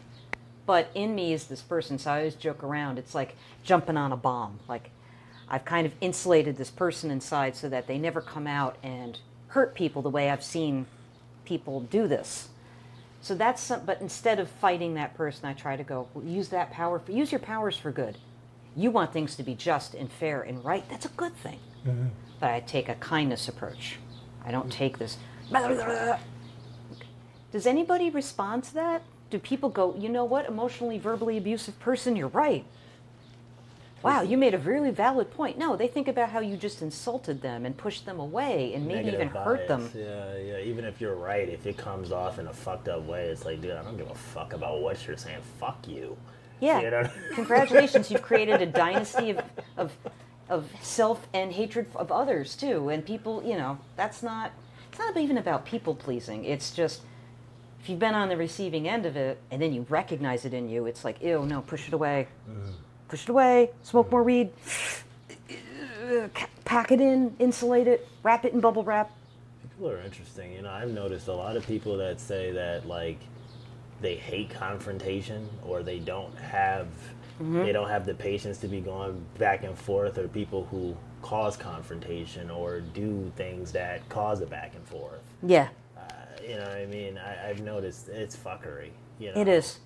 Picking a fight and then complaining about the fight. Come on now. Yeah, like, dude, what the fuck? For serious? But talking about fighting, I have to ask, because I've never understood. I mean, I think about stereotypes a lot. I think about my own stereotypes and other stereotypes. Like, where does this shit originate from? Mm-hmm. Why is it a stereotype that Irish people like to fight? Like, where does that come from? I don't know. I do see it in the Irish side of my family, and I've heard people say it's an Irish thing. People go, oh, you're Irish Italian, you have a temper. And I'm like, everybody has a temper. whether or not you have control over it or not, mastery over it, whether you're more prone to it, whether you're a slave to your emotions, but who walks around with no central nervous system? The Notre Dame, I believe they're the Fighting Irish. Okay. And when I was watching Sons of Anarchy, these guys were fighting, and the character played by Ron Perlman said, "Oh, they're having a little Irish discussion." And I'm like, "What the? Like, where does that come from?" I don't know. Italians are pretty passionate people. Have you seen them fight?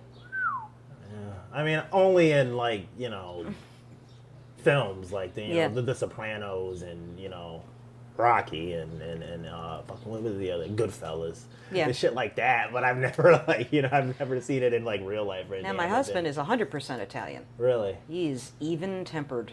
Does he have feelings? Yes, he's not empty inside. But I don't know if it's because he was raised by his 5 older siblings and his parents, and he had to deal with a lot of stuff, and he was so he's good with stress. I don't know, but then there's my Italian side, and it's that stereotype. But everyone fights, everyone argues, but that seems to be an Irish thing, and I do see it on my Irish side. But they're also French Canadian in there too. There's some French Canadian in there too. So yeah, these are things that I want to better understand. Like, why are we so comfortable throwing out these generalizations? You know what I mean? Like, how well do we understand? I think we need to overstand. We need to overstand these things. You know what I mean? Agreed. Gender, we do it with gender too. Yes. A lot. Very I don't want to nice. go down that road, but being a girl, there are times where I'm like, if I were a guy and I said that, would that have been accepted? Yeah. If I acted this way and I were Seth instead of Sarah? That double standard. Or Sam instead of Sarah. Pick an S name. Yeah, we do that. Yeah, we do that shit often. And there's things that I truly understand when men say, if I were a woman, I'd get away with that. I'm like, hey, people are funny. Yeah? Our generalizations, do they help us understand? No, we need to overstand. No, absolutely. Agreed. What But yeah. What kind of pain has taught you the most about being human? Oh. All of my failures taught me so much. And the disappointment from that. I've had a couple failed marriages. Mm-hmm. That taught me a lot. That taught me a lot about how much pain I can deal with. I can really handle pain and disappointment. I've been called, one of my cousins said, "You're the comeback kid." And I'm like, never looked at it that way before. My husband says I'm the strongest person he ever met.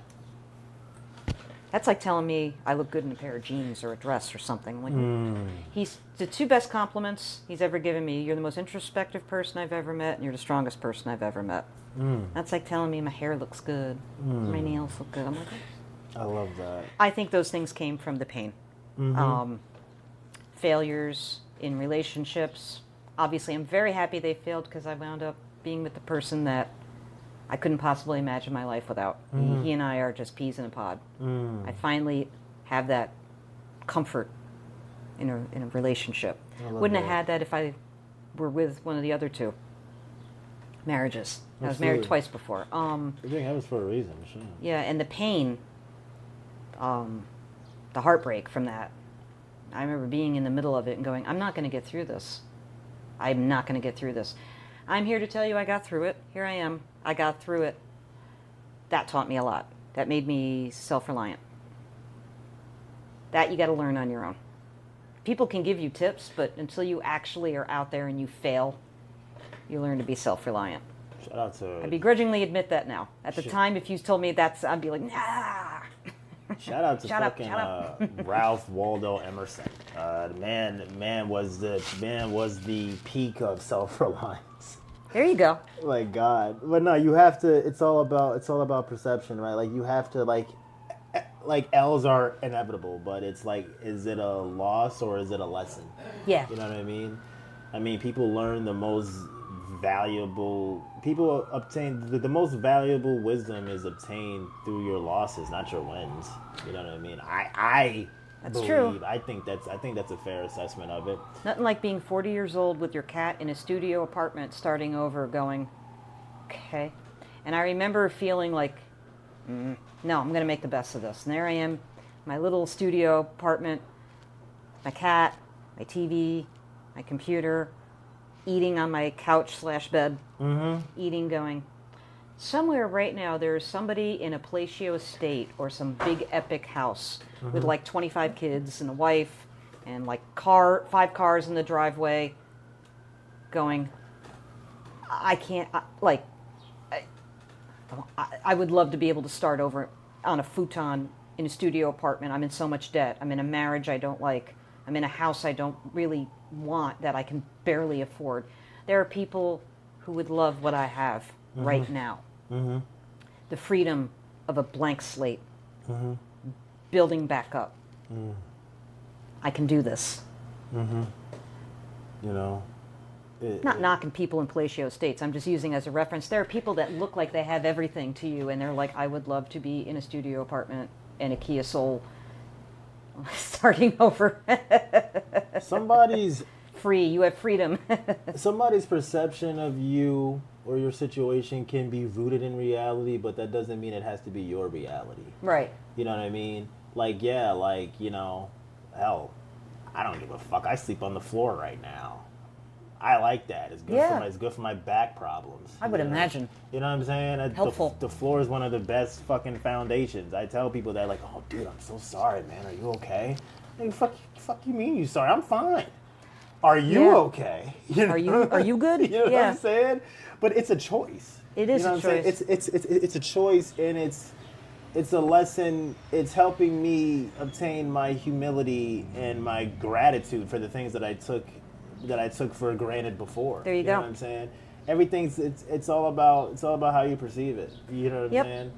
Perception is a motherfucker, man. You know what I mean? But you know, they say what the hell do they say? Shit can be shit, or you can turn shit into sugar. You know what I mean? I don't know if it's the exact saying, but that's what they say. Something like that. Turning shit into sugar. You know what I mean? I have something every oligarch in the world doesn't have. Enough. I have enough. They do not have enough. I have enough. Wow.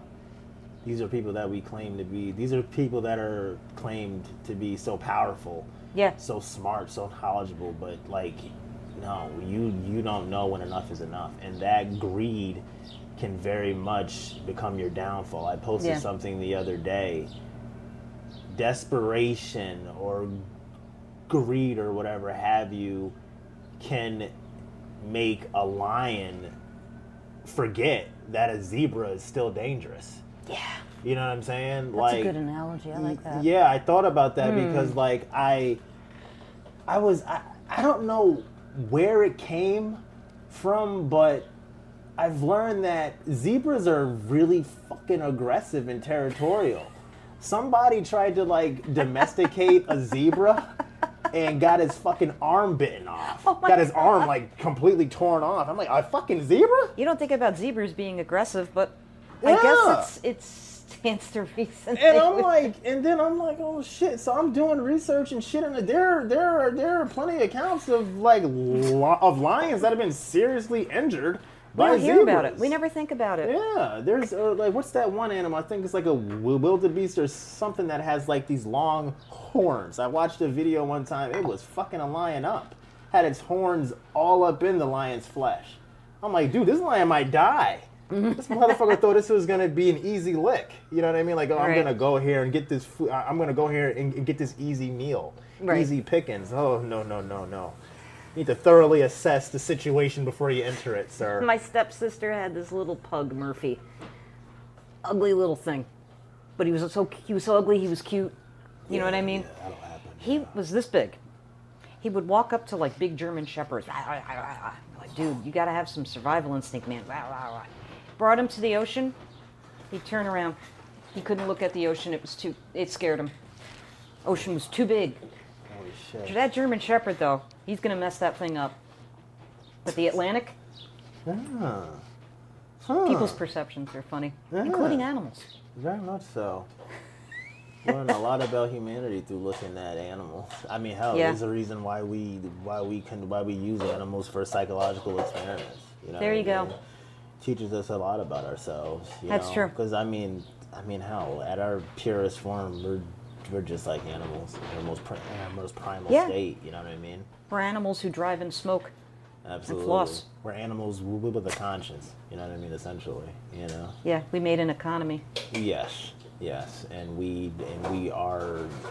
So many of us are just okay with just bleeding it dry of all of its resources and everything. I had a really interesting conversation the other day about scarcity, the perception of scarcity and abundance within this economy, and that was really interesting. You know what I mean? I bet. Yes, but yeah, it's fucking. Oh god, goddamn, I hate these ads. I gotta start printing out my questions so I don't have to deal with the dumb shit that technology has. Well. I talk about the misunderstanding between scarcity and abundance and whatnot. What do you think people often misunderstand about you? They mistake my kindness for weakness or being naive. Okay. Whereas I feel like kindness for me is a learned trait. Not that I was a jerk before. I hope I wasn't, but it's a choice. And I'm very happy. And people assume that I just walk around doop, be-doop, be-doop, because everything's perfect. And that's not true. I think people misunderstand the kindness and the happiness. And I think some people are threatened by it. And I find that very interesting. And I don't mean that in an arrogant way. It just seems like the most miserable people I've ever met are like, well, why are you like that? And I'm like, why are you like that? I mean, I remember I lived with a kid that was always happy, and it annoyed me. And I had to ask myself, why am I so annoyed by this man's happiness? Like, I wanted to shake him. Like, fuck off. But then I had to ask myself, like, or somebody said to me one time, it was a coworker, this was years ago. She's so sweet. She said, take care of yourself, Brad. And I'm like, what the fuck are you talking to? Telling me to take care of myself? The hell? And I'm like, well, hold on a second. Why am I upset about this? Right. You know what I'm saying? But no, I mean, yeah. If positivity offends you, you should probably ask yourself why. Some people are obnoxious. Don't get me wrong. Some people are empty and they don't read the room. Like if you're going through something and they're like, just be happy. And it's like, well, okay, this person just is going through hell. Give them a minute. But just people, there's something about somebody who minds their own business and is just good and doesn't misuse or mistreat people. It kind of like sheds a light on people, I think, and they're like, I don't know. I feel like people think I'm naive or that I'm just, Yeah, same. I mean, I've been taken advantage of because I'm a nice guy, you know. There you go. But that sort of thing. I think the proper saying should be niceness can be taken for weakness as opposed to kindness, because I believe there's a difference between being kind and being nice. I think so much so, yeah. When you're kind, you're nice, but you're willing to set boundaries. You exactly. Boundaries are important. If you're setting boundaries, therefore, if you're being kind, that's not going to be mistaken for weakness. You know what I'm saying? But if you're nice, you wanna appease people. You know what I mean? You just want to please them. You know what I'm saying? So I mean, yeah, that can be taken for weakness, but I don't believe true kindness can be taken for weakness. Agreed. You know? Agreed. But it's all about it's all about how we. I don't know. It's about how we say things. I mean, I feel like that should be shifted within the book of life. People confuse kindness and niceness, I think. They do. And they do. I don't. It sounds like you don't either. So I'm very big on boundaries. I call boundaries a little black dress. They go with everything. Oh, rock and roll. And kindness, I have boundaries. So when people cross those boundaries or they try to take advantage, they're like, I thought you were nice. I'm like, I'm a person.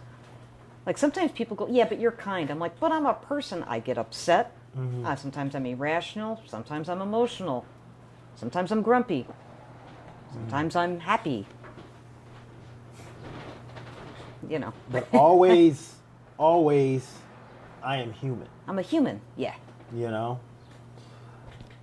What moment in your life forced you to see the world differently than you did before? Okay. I remember watching the funeral or clip of a funeral of somebody who died from AIDS. So there's the mom, the family, they're crying. It was in the 90s. AIDS was the big, scary death sentence. Mm-hmm. Watching a ring of people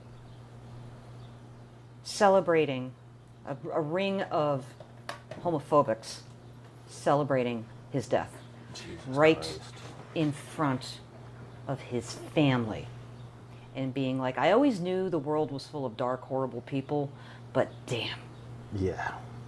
People are just, they choose to be evil. How can somebody be so evil and yet be so religious? You know, I'm learning that's the difference between you have being religious and being full of faith. Faith, spiritual, yeah. Faithful, you know what I mean? It's like Yeah. people who are religious are they're binded by the rules. Mm-hmm. Whereas people who are faithful, they fall into the, I don't know, they fall into the essence of what it is to be beautiful, what it is to be a living, breathing thing. You know what I mean? I don't know. I feel like there's a better way to state that. But do you understand what I'm saying? I do. No, I Yeah. really, really do. Because it's like a lot of people who are bounded by religion, they're so judgmental. You know what I'm saying? So evil. You know what I mean? They completely contradict what they learn from their religion, and it's just like what the hell? Like, how does this happen? Yeah. You know, but I have learned that there is a difference between the two, and I'd rather have faith than religion. That's why I tell myself like I take from multiple different, you know, ideologies to form my understanding of a higher power. I'm very comfortable in my spirituality than I would be in any religion, because there's no religion that I'm going to be able to get behind every aspect of its teachings. You know what I mean? Unfortunately, when you really live by the rules of religion, it seems like somebody is always looked down upon. You know what I mean? That's what I've come to understand. And I mean, hell, I could be wrong. I wouldn't mind conversing with more religious types. Sure. But yeah, I mean, it seems like every religion, I mean, they're looking down on someone. Yeah. You know what I mean? And I'm just like, I want to get away from this. Whenever I've looked down on people, you know what I mean? Or if I see myself doing it, it's like a defense mechanism of some sort. You know what I mean? It is. You know what I mean? I feel like shit about myself, so I need to bring this person to a lower state than I am currently. You For know sure. what I mean? Type shit. And I'm like, nah, that's bullshit. But you get these people that come through on their high horse that are doing the same fucking thing. And I'm just like, but you're a being of God. Are you living in the image of God? Right, you're taking pleasure in this horrible thing that happened. You can't even just be evil in your house. You got to go out of your way to make sure there's cameras and that there's somebody grieving that you can just crap on The devil, as hard as you can. The devil is very sneaky. The devil will come and disguise itself as this beautiful being, and it'll make you think that you are resting within paradise, when in reality you are slowly melting into the bowels of hell. You know what I mean? Yeah. Like, this shit is like, it's like these people are more so in the grips of Satan than they are God when they do that, but they don't fucking realize it. It's like, you think you're going to heaven, but dude, you're in hell. You know what I mean? You're in hell. But it's like, I mean, a puppet is free as long as it loves its strings. Ooh, I like that. You know what I mean? That's a good quote. Yeah, it's like, I mean, this is your, you know what I mean? This is what you see. I mean, you know what I mean? Wherever we're comfortable, we call home. You know what I mean? And if you're, you know what I mean, shit, the lake of fire, I mean, shit, if you're, you know, if you're comfortable there, man, I mean, shit, you can convince yourself that you're bathing and you're good just here. You know what I mean? This is where my comfort is. You know what I mean? So I'm, You know what I mean? You see it as hell. I see it as paradise. You know what Sure. I'm saying? But it's you know, we become what we think about all day. And it's interesting how delusional we can allow ourselves to be Yeah. without even realizing it. It's I like know. really smart people can make really ridiculous decisions without ever having stopped and say to themselves, "Is this smart? Is this something I should do?" Is this a smart person plan? Like, what the fuck? You know what I mean? It's just Yeah. it's interesting. People who claim to be so aligned with God, who look down on people in that situation, and don't stop and ask themselves at any point is would Jesus do this? Yeah.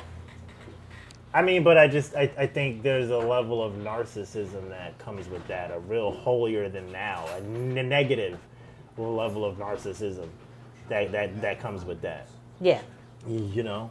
Yeah. But I don't know. I mean, did you grow up in religion by chance, or? My mother, Roman Catholic, but to me, she was like a liberal Roman Catholic. She was very, very liberal, but very big on God. And she took me to church and did the thing, and she said, just get confirmed, and then I won't bug you anymore. So I got confirmed, and that was that. But, yeah, to me, she's very liberal. She's not a Bible thumper, per se. She doesn't quote biblical scripture. For her, it's all about here. I feel like my mother's side of the family, for them, God and religion was the thing that just to remind you that whatever suffering you go through in this, on earth, in your human life, don't worry. Paradise awaits. Unless you're a wretched, horrible human being. I mean, That hurts everyone. Not for nothing. I mean, what does Buddhism teach? Yeah. As long as we want, we're in constant suffering. Capitalism is a structure that breeds constant, endless want and desire. Want, yes. We're living in hell. Yes. So I'm just like, well, shit. I mean, I don't know. Death doesn't seem so bad when you look at it like that. Yeah. You know what I mean? Where you know, when you die, it's like there's no pain here. I don't want it. I have more than enough. More than enough, You know exactly. what I mean? I don't understand the concept of enough. I overstand the concept. You overstand it, of exactly, enough. You of know enough, I'm what saying? enough is. Yeah. Like, what the fuck? I don't know. You know what I mean? Yeah, my mother was very big on, make your life have worth, but if you have something that's, troubling you in this life and you just, whether you're sick or whatever, as long as you're a good person, you'll be rewarded for all the good you did. Like a reward. That was how I looked at religion in my mom's side of the family. It's like a reward. Like you get a reward for being a good person in spite of all the shit that life throws at you. Let me ask you a question. Yes. Somebody gave me a ride. When I lived in Maryland, somebody gave me a ride. And I was like, hey, can I pay for your gas? I mean, I appreciate you giving me this ride. And she's like, oh, no, you're good. I'm gonna get good karma for this.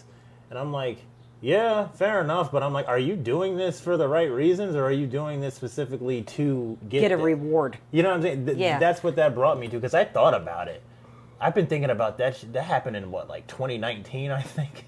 It has a disingenuous feel when you hear somebody say that. Like, you're not doing it because you're good. You're doing it because you want to be Get something. treated like a good person. Yeah, you want to be. You want the yeah. gain. Yeah. I always question that. Uh-huh. I question stuff like that. Yeah. I mean, I don't know this person. Were they just like trying to be funny, or were they just like, oh yeah, good karma? That person was dead to fuck serious. Okay. That person was also a yoga instructor.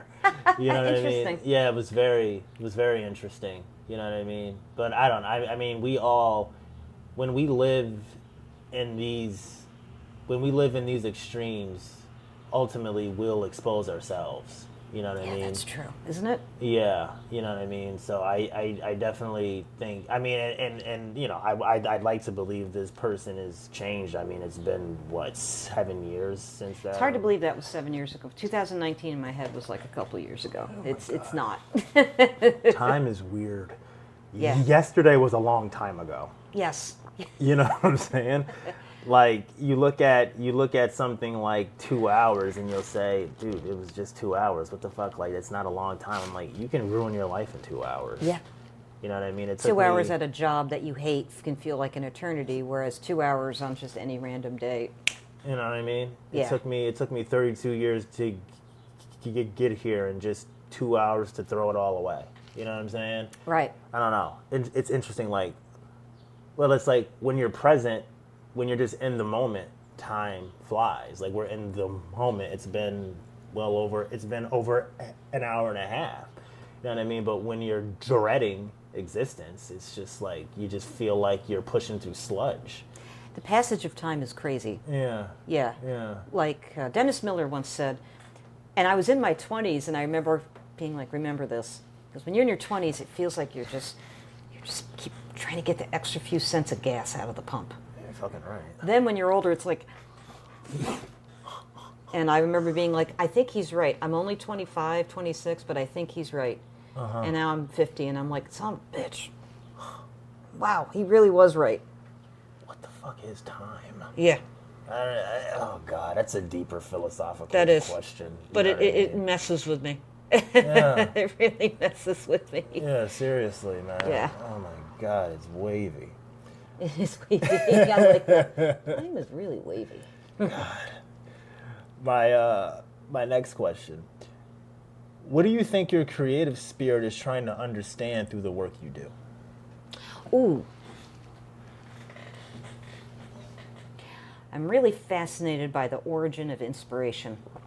Yes. So fascinated by it. Yes.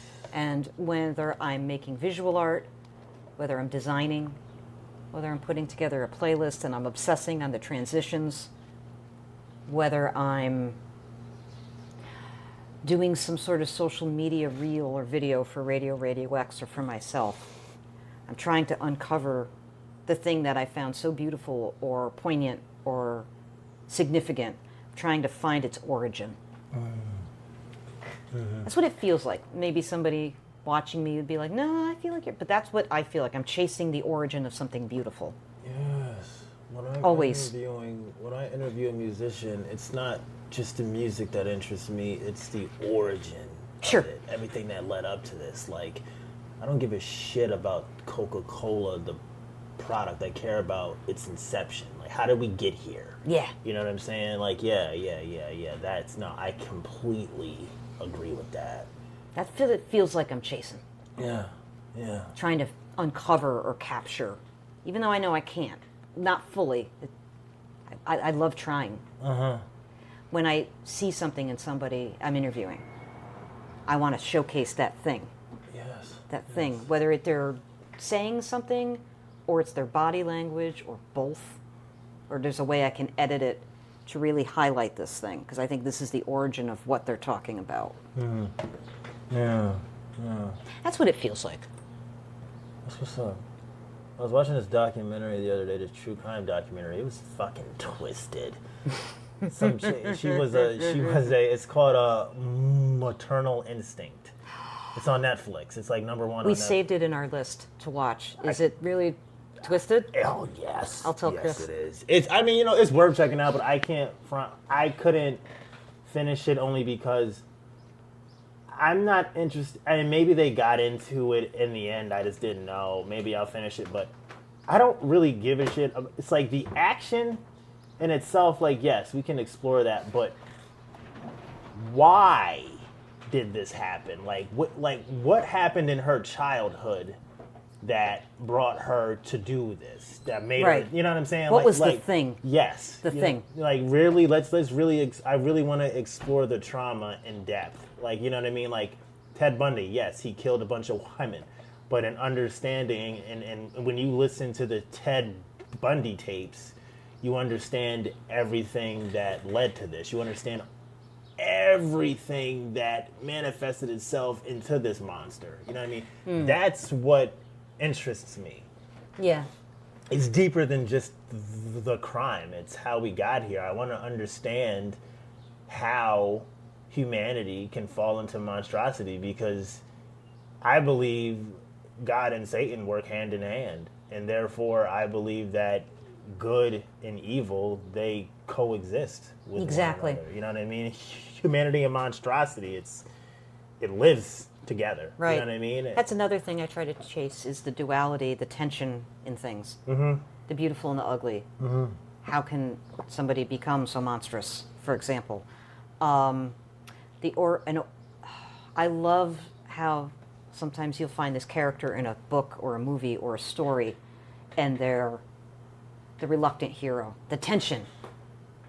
You are called to do this. You are the only one who can do this, but they don't want to. I remember in the movie Dogma, Alan Rickman, rest in peace. He died. He fucking died? I keep forgetting he died. He's one of those people I'm like, wait, he's dead, damn it. My guy, Cameron from Ferris Bueller's Day Off. I know. Oh, God. He was recently in Succession. Yes. The HBO show. Yeah, Yes. yeah. Maybe it wasn't Alan Rickman. It was in Dogma. He was the guy with wings. I never see. I gotta watch that. I thought his name was Alan Rickman. Anyway, he was talking about Jesus, and he said, imagine telling a boy, you're the savior of mankind. And he goes, I don't want this. It's too big. That kind of tension in an origin story, that kind of, when I'm creating a playlist, how does it flow? How do you transition from this to this? So sometimes I chase the transitions and the duality and the things that don't, that kind of relationship with things. That's something else I'm fascinated by. But definitely I'm always trying to chase the origin of something. I want to know how the fuck. Yeah, how did we get here? Yeah. That's the more interesting story. People will tell you. People who are successful will tell you.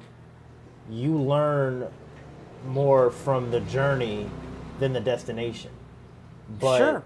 we only want to focus on the destination. We don't have the patience to course through the journey. And I'm like, no, I want to let's explore this. Yeah. This is where the gems lie. Yeah. This is where the truth is. The destination is vanity. The journey is verity. Yeah. That's the truth. Yeah. You know what I'm saying? Like that's what the fuck we need to. That's what we need to focus on. I have no interest in the surface. You know what I mean? It's like, no, let's get deep. Yeah. Let's swim through the innards. You know what I'm saying? Exactly. Let's do that. You know what I mean? That's how we're gonna learn something. Yeah. You know what Agreed. I mean? Agreed. What quality do you admire most in other people, and what does that reveal about who you are? Ooh. Okay. I like that. The quality I admire the most in people. I'm a real sucker for a tortured genius type. I really, really am. I know. We're the same fucking person. I know. We can hang.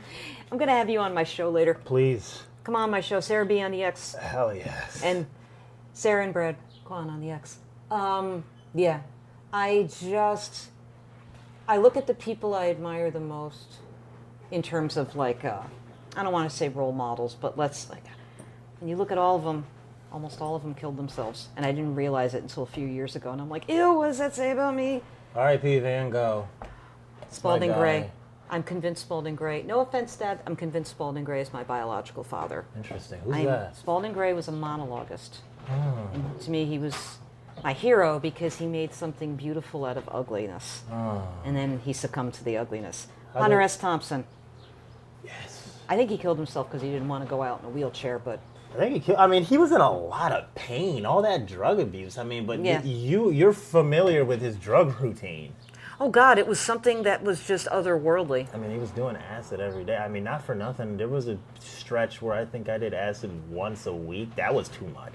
Doing Sure. acid every fucking day. It's a lot of ego death, Oh but my it's also a lot of fucking God. brain. Your Scrambling. brain is constantly running a marathon. Mm-hmm. Constantly pounding the pavement. When Hunter S. Thompson was alive, his doctor said, I don't know how this man is alive. He's smoking and jogging at the same time. Hunter S. Thompson was different. You know what I mean? Kurt Cobain, another one of my heroes, because it was like these people went into caves, dark, dark caves, and lit a match, a lighter. And you could see the beauty in all of it. Yes. Of course, how did they end up? I don't focus on that. Maybe I should, but I focus on their work. Yes. Yes, we're the same in that regard. Yeah. People who are alive now and aren't like that. I admire my husband. I admire his vision. I admire people with vision. I will overlook things if you have vision sometimes in work settings. I will overlook something because I'm like, yeah, but I'm looking at your vision. I don't know about this execution of this vision, but I see your vision, and I want to help make it. My husband, a lot of vision. Artie, A lot of vision. lot of vision. I say, God, what is it? I don't care what it looks like. I care what it is. Okay. Yeah. Yeah. Yeah. Rob Smittix, a lot of vision. A lot of vision. I admire him. He does not gatekeep anything. He taught me things he had to pay an incredible amount of money to learn. And he just teaches them to me for free. I just follow him around with a straw attached to his brain. So those are some not quite so tragic examples of people I admire. Yeah, God, I remember in my worst depression, God, I was suicidal at this time. I fell into Vincent Van Gogh's story and realized some interesting parallels. It's good to be able to have commonalities with such a creative genius, but then it's like, oh shit, I think I need some help here. I need to pay attention to my thoughts. You know what I'm saying? But Yeah. it's like, just like you look at his paintings and just the way he saw the world through such distortion, but within that distortion, within that scratchiness, there's such beauty, there's such uniqueness. At one point, his paintings were viewed as ugly. Now we view this man in such esteem. You got people that don't even really understand Vincent Van Gogh, really don't even know who the fuck he is, but they have like a Starry Night shirt on. You know what I mean? Or exactly. He's a reference now. In terms of any sort of high achieving art. But not everyone saw him that way at the time. I mean, he was deemed a madman. Yeah. You know what I mean? My guy was really out here with it. You know what I mean? Doing it with absinthe, all that mind altering shit, man. That shit's no good. No. A friend of mine told me, he was like, "Yo, bro, we gotta do a podcast episode on acid." I'm like, "Look, nigga, you can do that. I've gone over the edge enough. I'm good. I don't have time for that shit anymore. Like, I'm like, listen, dude, I go over the edge again, I might not come back. All right? Acid is not good for me. I've done it a few times, and it's like, as opposed to like, sit down, roll up a joint, and I'm like, I've had some beautiful experiences on it, but a bad trip feels like you're locked. Yep. And like stays with you forever. Oh my God. I still remember my bad trip, and I'm like, oh my God. Sarah needs things that mellow, not things that shake You know what I'm her. saying? Yeah. Oh my God. It's just. Yeah. But yeah, the torture genius and just the path to greatness that comes from that.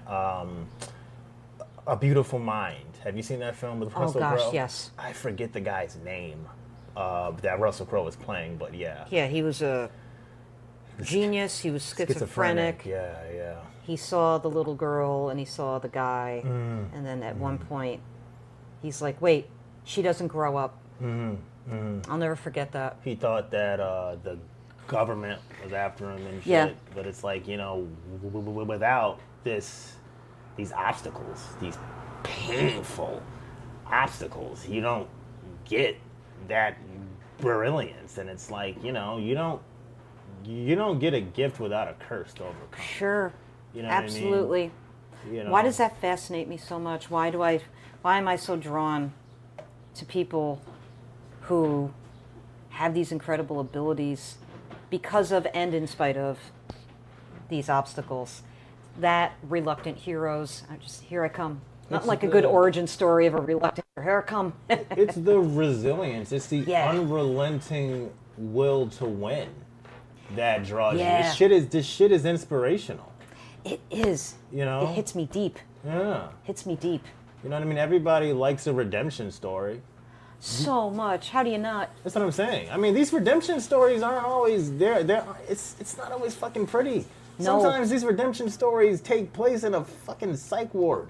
You know what I mean? Sometimes you're rolling about in shit on the side of the fucking highway. You know what I mean? It happens like that sometimes. You know what I'm saying? But yeah, no, it's like, the ability to still believe in yourself when everybody else thinks you're a joke. Right. You know what I mean? They don't take you seriously. For you to still love yourself when the belief is so real that no one else does. There's power. That's real power. Real power. You know what I mean? Agreed. Like, God damn, that's real confidence. You know what I mean? You stand tall in a room where nobody else fucks with you. Everybody's judging you, but you still stand tall. That's beautiful. That's beautiful. Isn't it? That's finding. It's incredible. Yeah, Just incredible. Seriously, like, what the hell? Like, I said something recently, and it brings me back to it. Like, what you need is in the wild. You know what I'm saying? What you need It's out there in the wild. Yeah, you know what I'm saying? Like, shit, man. There's something to that tortured genius, man. I always refer to Vincent, man. What truth about yourself have you only recently begun to understand? Ooh. I'm capable of almost anything. Okay. Elaborate on that, please. I had no idea when I was young. All I saw were my limitations. All I saw were where I didn't have the stuff, or I didn't have what it takes, or I didn't have something. And I don't know, maybe it's the democratization of everything. Now, with lifting of paper ceilings in certain regards, red tape being lifted, sort of like how I can watch my husband sit down at our bar in our house, open his MacBook, well now he has a Neo, open that, hit Logic Pro up, and make an album that sounds like he went to a really expensive studio somewhere for a month. Wow. Now, a lot of that is talent, but just that democratization. I feel like I have access now. I was born at the right time where I have access now to things that maybe I had to know somebody. I had to have this or do this. Now I feel like things, at an age where I thought things wouldn't be as possible, everything's possible, and I have what it takes. So it's the coming together, it's like a confluence of things in my head, things in the world, my psyche, maybe being older and wiser. Just the confluence of all that. Now, you can have technology and not have it up here or in here. You can have it in here and here, but maybe you need a thing. I have all the things. That's a very simplistic way. I have all the things, but I feel like I have all the things inside and outside. I mean, ultimately, we are the answer. Yeah. You know? Tell 20-year-old Sarah that. No, I have a chip on my shoulder and I don't really know who I am and I'm very depressed and I hate everything and everything's stupid. Tell myself that. I used to think, oh my God. 50-year-old Sarah's like, how can we do it? Let's do it. Let's figure it out. Tell the younger version of me that. I'm like, dude, get the fuck away from me. You know what I'm saying? Like, I am the Shut answer. up. Yeah, my ass, bro. Like, what the fuck? Your mom's the answer. Yeah, you know what I mean? Jesus. But that, it's the journey. Yeah. The journey, damn it. Exactly. Emphasis on that. Underline that shit 40 times. You know what I mean? Right. Please. You know what I mean? Right. God, that's what the hell we need to focus on. When life becomes difficult, what part of yourself do you rely on to keep moving forward? In addition to some of the things I learned in therapy, the part of me that I rely on is the stubborn loudmouth.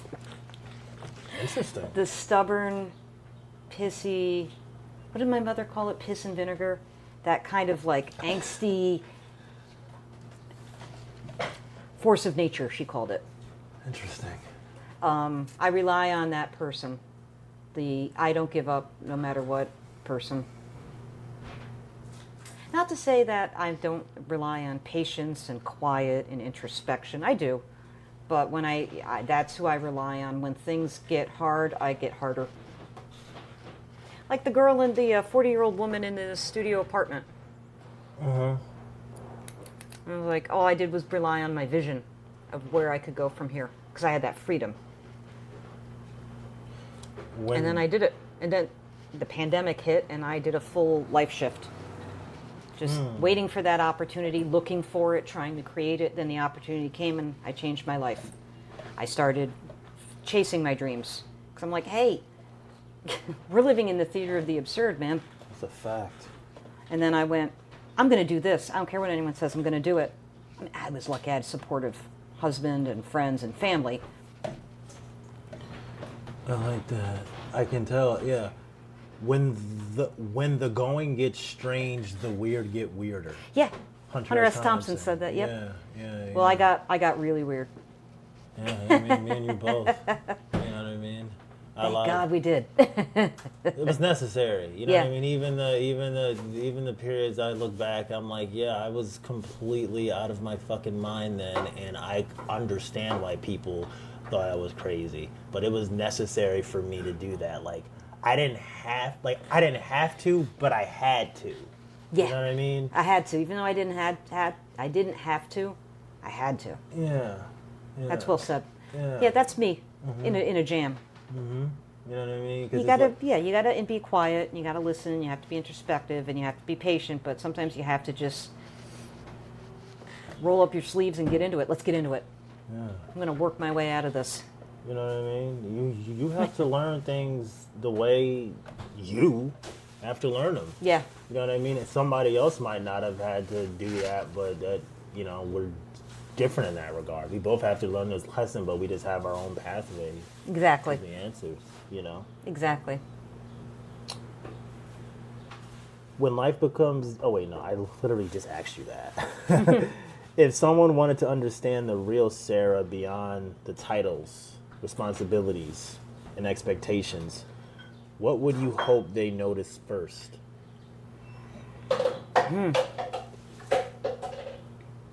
I would hope that people noticed that I had something to say or something to offer or some sort of vision.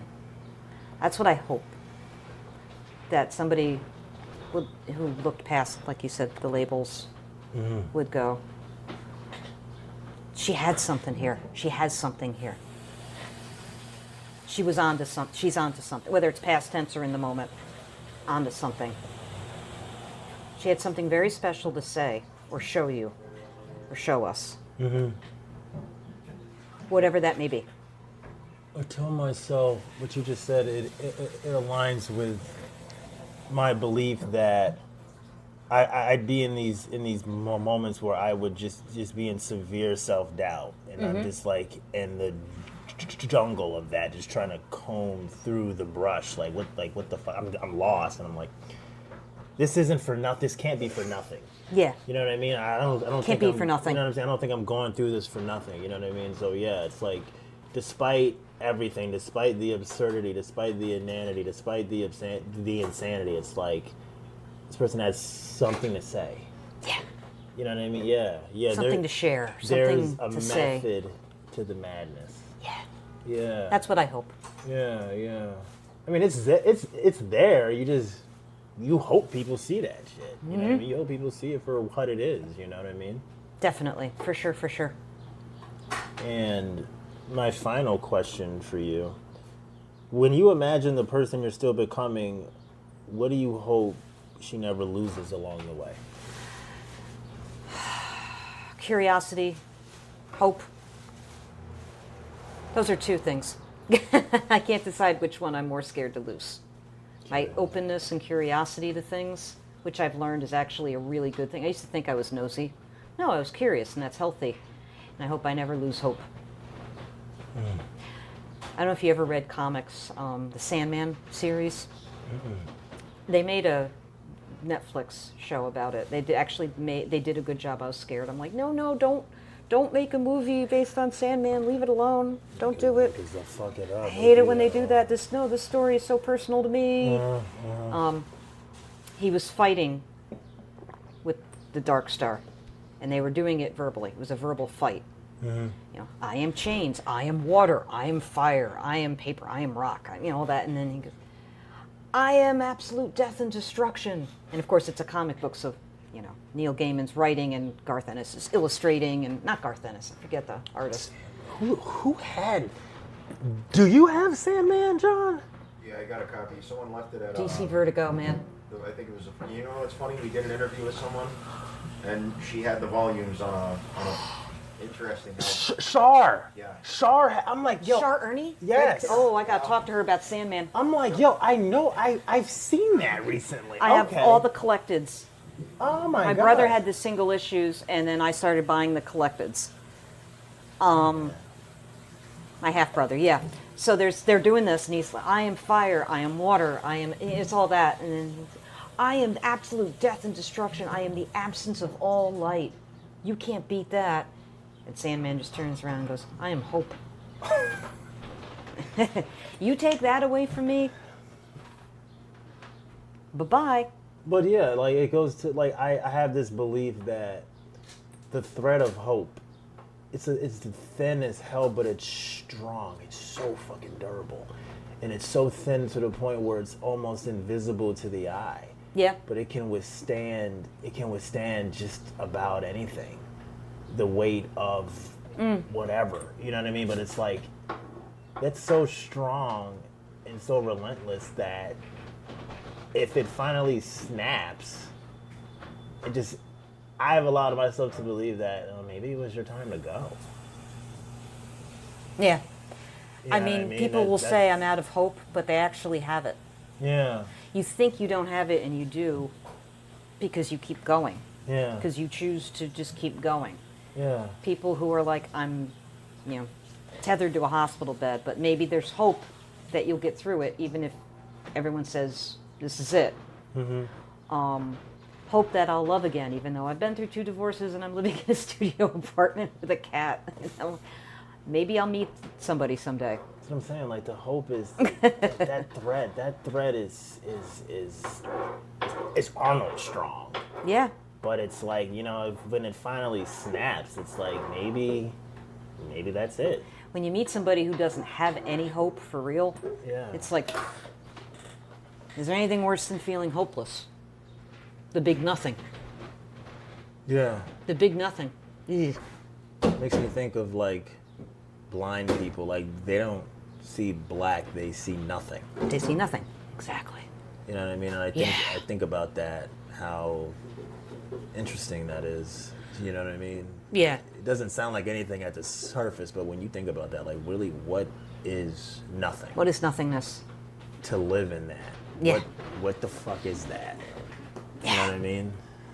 And I feel like every year in my life, every year I get older, looking back and then right now, I seem to have this inevitable curiosity about things.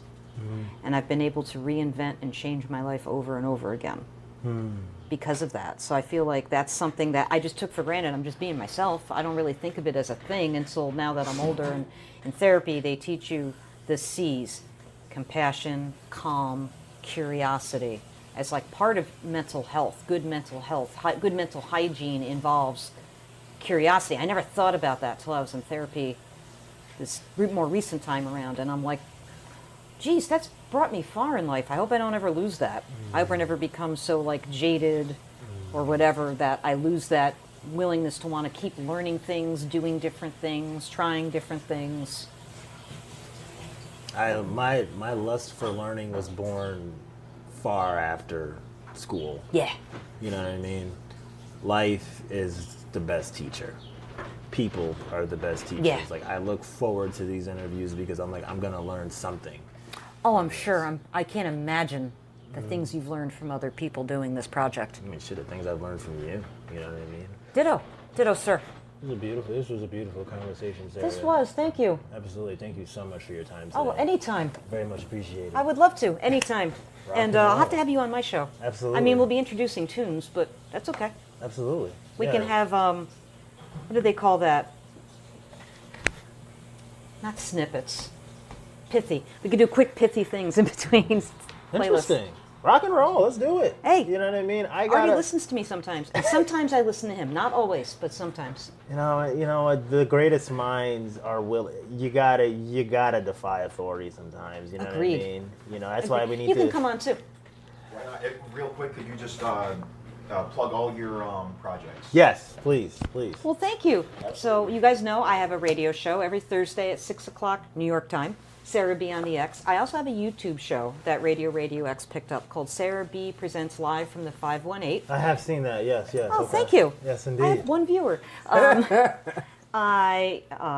addition to DJing and having my YouTube show, I also just got into some music journalism, if you will. I write for the paper and the blog. Rock and roll. I'm not a professional photographer, but I like to pretend my head is the 35 millimeter camera and that my phone is this really expensive Nikon. So I like to take pictures as well, and Radio X is good enough to publish those as well. I'm a fan of your photos. Oh my God, Yeah, I read the piece where you took the photos of the dispenser. I forget what dispensary it was. But... Oh my gosh, thank you. Was it the opening of the Chronic? Yes.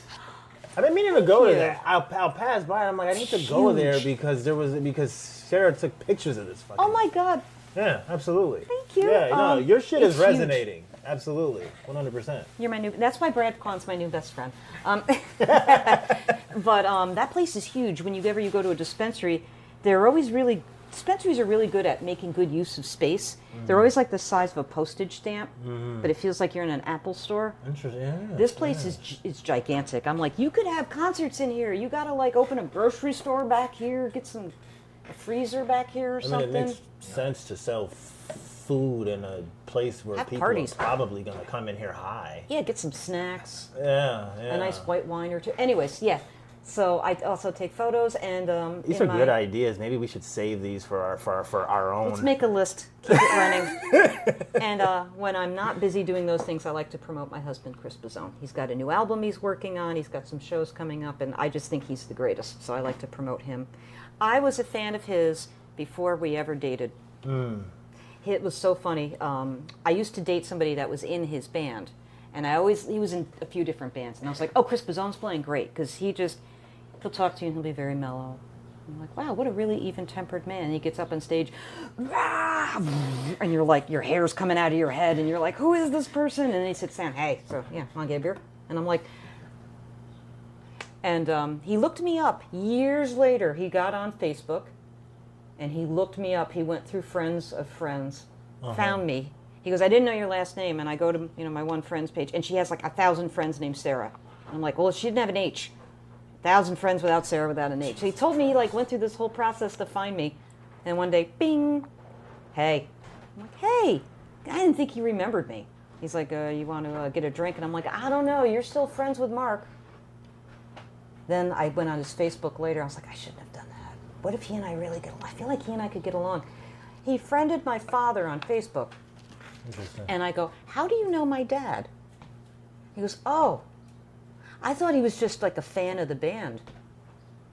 So, if your father can give me a chance. And I'm like, oh, you're killing me. Okay, let's set some ground rules about Mark. And This guy's like fucking Don Draper out here. He is. Man. This guy's got game up the fucking and then I'm wazoo. like, Dad, why did you friend Chris Busone because I told you about that he asked me out on a date and you were getting nosy? And he goes, yeah, my thumb slipped. I go, I knew it. Thanks, Dad. And he's like, hey, no problem, kid. And his wife's like, he doesn't know how to use Facebook. That's really funny. Dude, rock and roll. What's the name of his band? The Chris Busone Outfit. Fair enough. And there's somebody I admire because he'll just like at the store with me going, oh, babe, do you want to get the Gouda cheese or do you want a hard cheese? And then he'll get up on stage and just like your tears in your eyes. He's such an incredible performer. Then he'll get off stage and, do you want to go get a pizza? And I'm like, can we talk about what you just did on stage? Nah. I'm like, why are you being chalant? Stop that. Stop that at once. Talk about this. How do you make your voice do that? And if you get a couple drinks in him, he will get philosophical about it. But for the most part, he's just very like, well, I just threw this thing together. And he plays it, and I'm like, wow. And it's just so like, well, yeah, Wow. Let's go back to the grocery list. I'm like, forget the grocery list. Can we talk about this song you just... Rock and roll. He's so like... Oh my God. Yeah, I highly recommend seeing him live. It's like he's just a whole different animal. John, we got to make that happen. So he's playing solo at Slide and Dirty this Father's Day, but the band is playing in August. He was supposed to play Friday, but it was like 100 degrees with a 100% chance of thunderstorms, which never happens. So now he's like angry. He's like, it didn't rain. I'm like, yeah, but it was 100 degrees. Who wants to sit outside? Fair enough. I gotta tap in because I work on Father's Day. Father's Day is on a Sunday. I work on Sundays, but Fridays and Saturdays I am off unless I pick up shifts. So I'll probably, if one of his shows falls on one of those days, I'll make sure not to pick up. Would you like to see? I caught one of his greatest moments live. Here it comes. Just watch him. Watch the body language in his face. Wow. Here it comes. Here we go. Just jamming. Just driving with his eyes closed. Yeah. It's flow state, baby. Dude, tap into Chris Busone in a Chris Busone outfit, seriously. Ooh. That's a human. A human did that. And then his eyes glaze over, and I'm like, Yeah. so you think we should get a semi-gloss paint for the living room? I'm like, what are you talking? How? So yeah. Oh my God. It's just like muscle memory. It's just what he does, you know? Wow. I think he was born with an amp and guitar in his hands. It's almost like when you're so good at something, you don't even focus on it. Like, I feel like, you know, Denzel Washington, after he gave that epic monologue in Training Day, you know what I mean? He was just like, all right. The monologue in Training Day, yeah. Yeah, like I know once, the one. Yeah, like once I feel like once the director called cut, he was just like, Denzel's just like, all right, what's next? What, You know what I'm at the end saying? of the movie? Huh? At the end of the movie? Yeah. That motherfucker was so into it, like, he's like, King Kong ain't got shit on me, and like the spit comes out of his mouth and shit. I'm like, God damn. Yeah. And I'm just like, I wonder if he does he relish in that moment after the fact, or like does he just kind of, all right, well, what's next? You know Yeah, what I mean? Let's and take a that's smoke Chris. break or what? You know what I'm saying? Like yeah. my mind is just blown, and then I'm watching him eat a sandwich later. Like, It's not even thinking about it. Wow. although sometimes he gets so adrenalized from his shows that he can't sit down, and then I'm like, yeah. I mean, That's how I feel when I watch you play. I mean, somebody that has to tell themselves they're a king is no king. Exactly. So, you know what I mean? It's just what you know. You know Yeah. what I mean? What you know is what you know. That's what is. And now you want to see Chris Busone play live. Yeah, I'm his publicist. Absolutely. I work for free. Rock and roll, man. The Busones, man. You guys are fucking awesome. Oh my God, thank you. Thank you. We appreciate you. This is such a good conversation. This was wonderful. Thank you so much for involving me in this. I really appreciate it. And I got to hang with you, which I've Absolutely. not had a chance to do. Absolutely. And I got to meet you, which I haven't before. Yeah, no, right on. Great to meet you. Experiences that I would never get to have. Oh yes. Weird, baby. That's a wrap. That's a wrap, folks. My